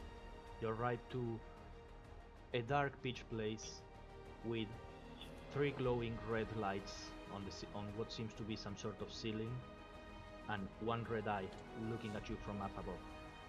Quattle, I need you to give me a charisma saving throw with disadvantage. Oh, yes. Okay, bad 16.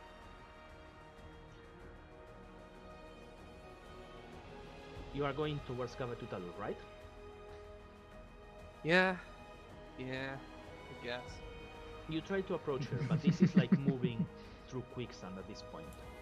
You are almost about to touch her, and you just manage to grasp her with 1 finger. As you fall down the clouds, Gava, what are you doing with your Mima?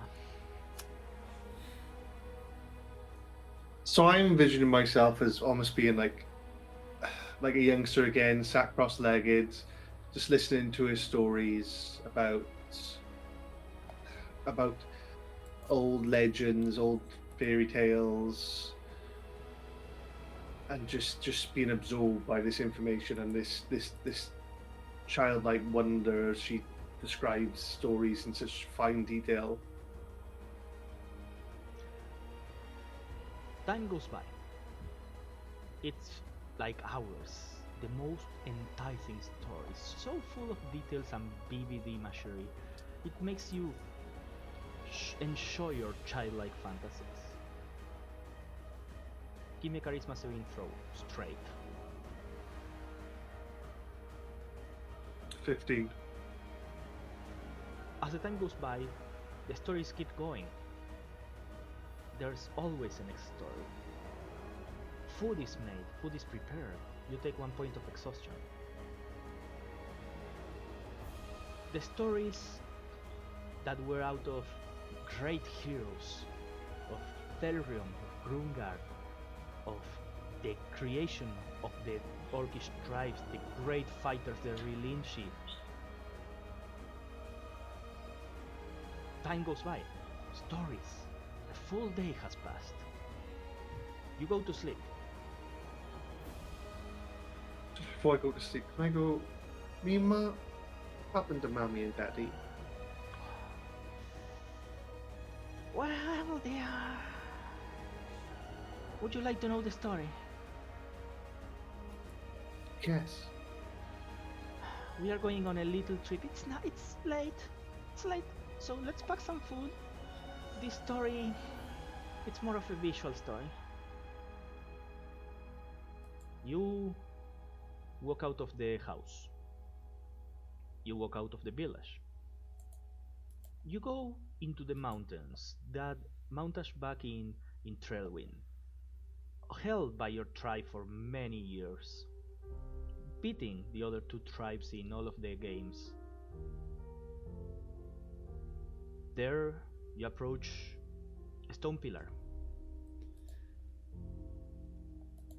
Your Mima goes, my daughter, she's here. And she touches the stone. It was a sad day. Come, touch your mother's grave. Talk to her. Mammy? And I touch the grave. Give me a charisma saving throw with disadvantage. Oh, well, that's not looking good. Oh, I rolled a 6. As you touch the stone, your hand feels warm. The stone should be cold, especially up here in the mountain. But it's warm. And you try to let go of the stone as soon as you feel it's warm, but you can't. It's almost as if your skin fused with the stone. I'll be like, Mima, help me! My hand! She pushes both hands in your shoulders and goes, "It's okay, Dion. It's okay. You are strong. You will succeed where your mother failed." And you see the stone starts to recede inward. And as the pillar opens up, both stones close quickly, almost like a gate, crushing your bones. You feel pain. Take 1d10 psychic damage. And give me a charisma saving throw with disadvantage. I'm gonna die. Can I try something? You are not there Oh, anymore. I rolled a 1, so I'm happy with that. And then Your hand gets crushed. In the Fine. memory, you feel your wrist going limp and falling inwards inside of a stone. What is the charisma saving throw? I rolled a 19, and then I rolled a 5. The story continues. The memory doesn't let go. The dice have it. As the stone starts to glow, almost circuits, making a path. You try to pull, you try to move away, but your hand being crushed doesn't let go. You start to feel how the skin starts to rip, but as soon as you try to let go, your grandma pushes you inward. All of your body presses against the stone. It's fine, dear. You just have to endure it. It will be over soon. Why are you doing this? And with that childlike voice is disappearing to more Gavin Now's voice. What's going on? She grabs your left hand and pushes it against the stone. Same thing happens. The stone recedes. Your hand gets crushed. And at this point, you feel a burning pain. As you see from inside the stone, metal melting your skin and making a way, almost as if it was being guided by something, going against the gravity, as metal starts to swirl around your arms, creating the circuits of Gavatutalu.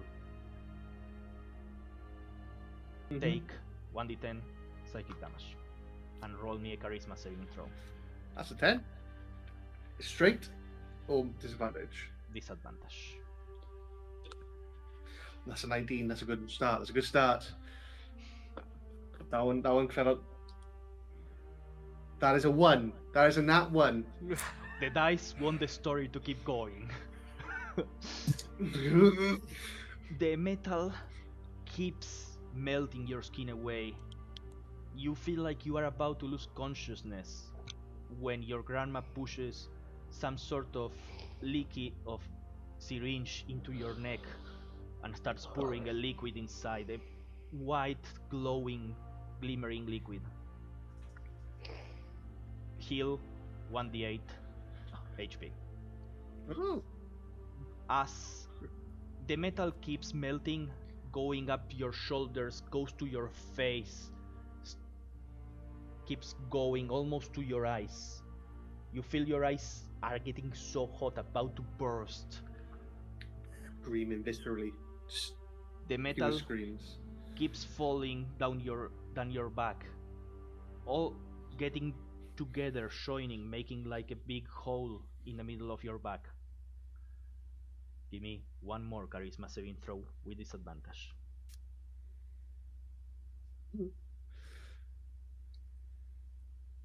15.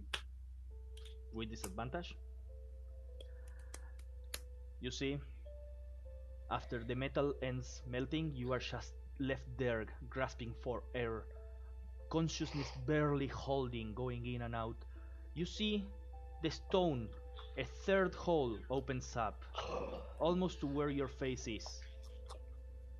As your grandma goes to push your head against the stone, you hear a loud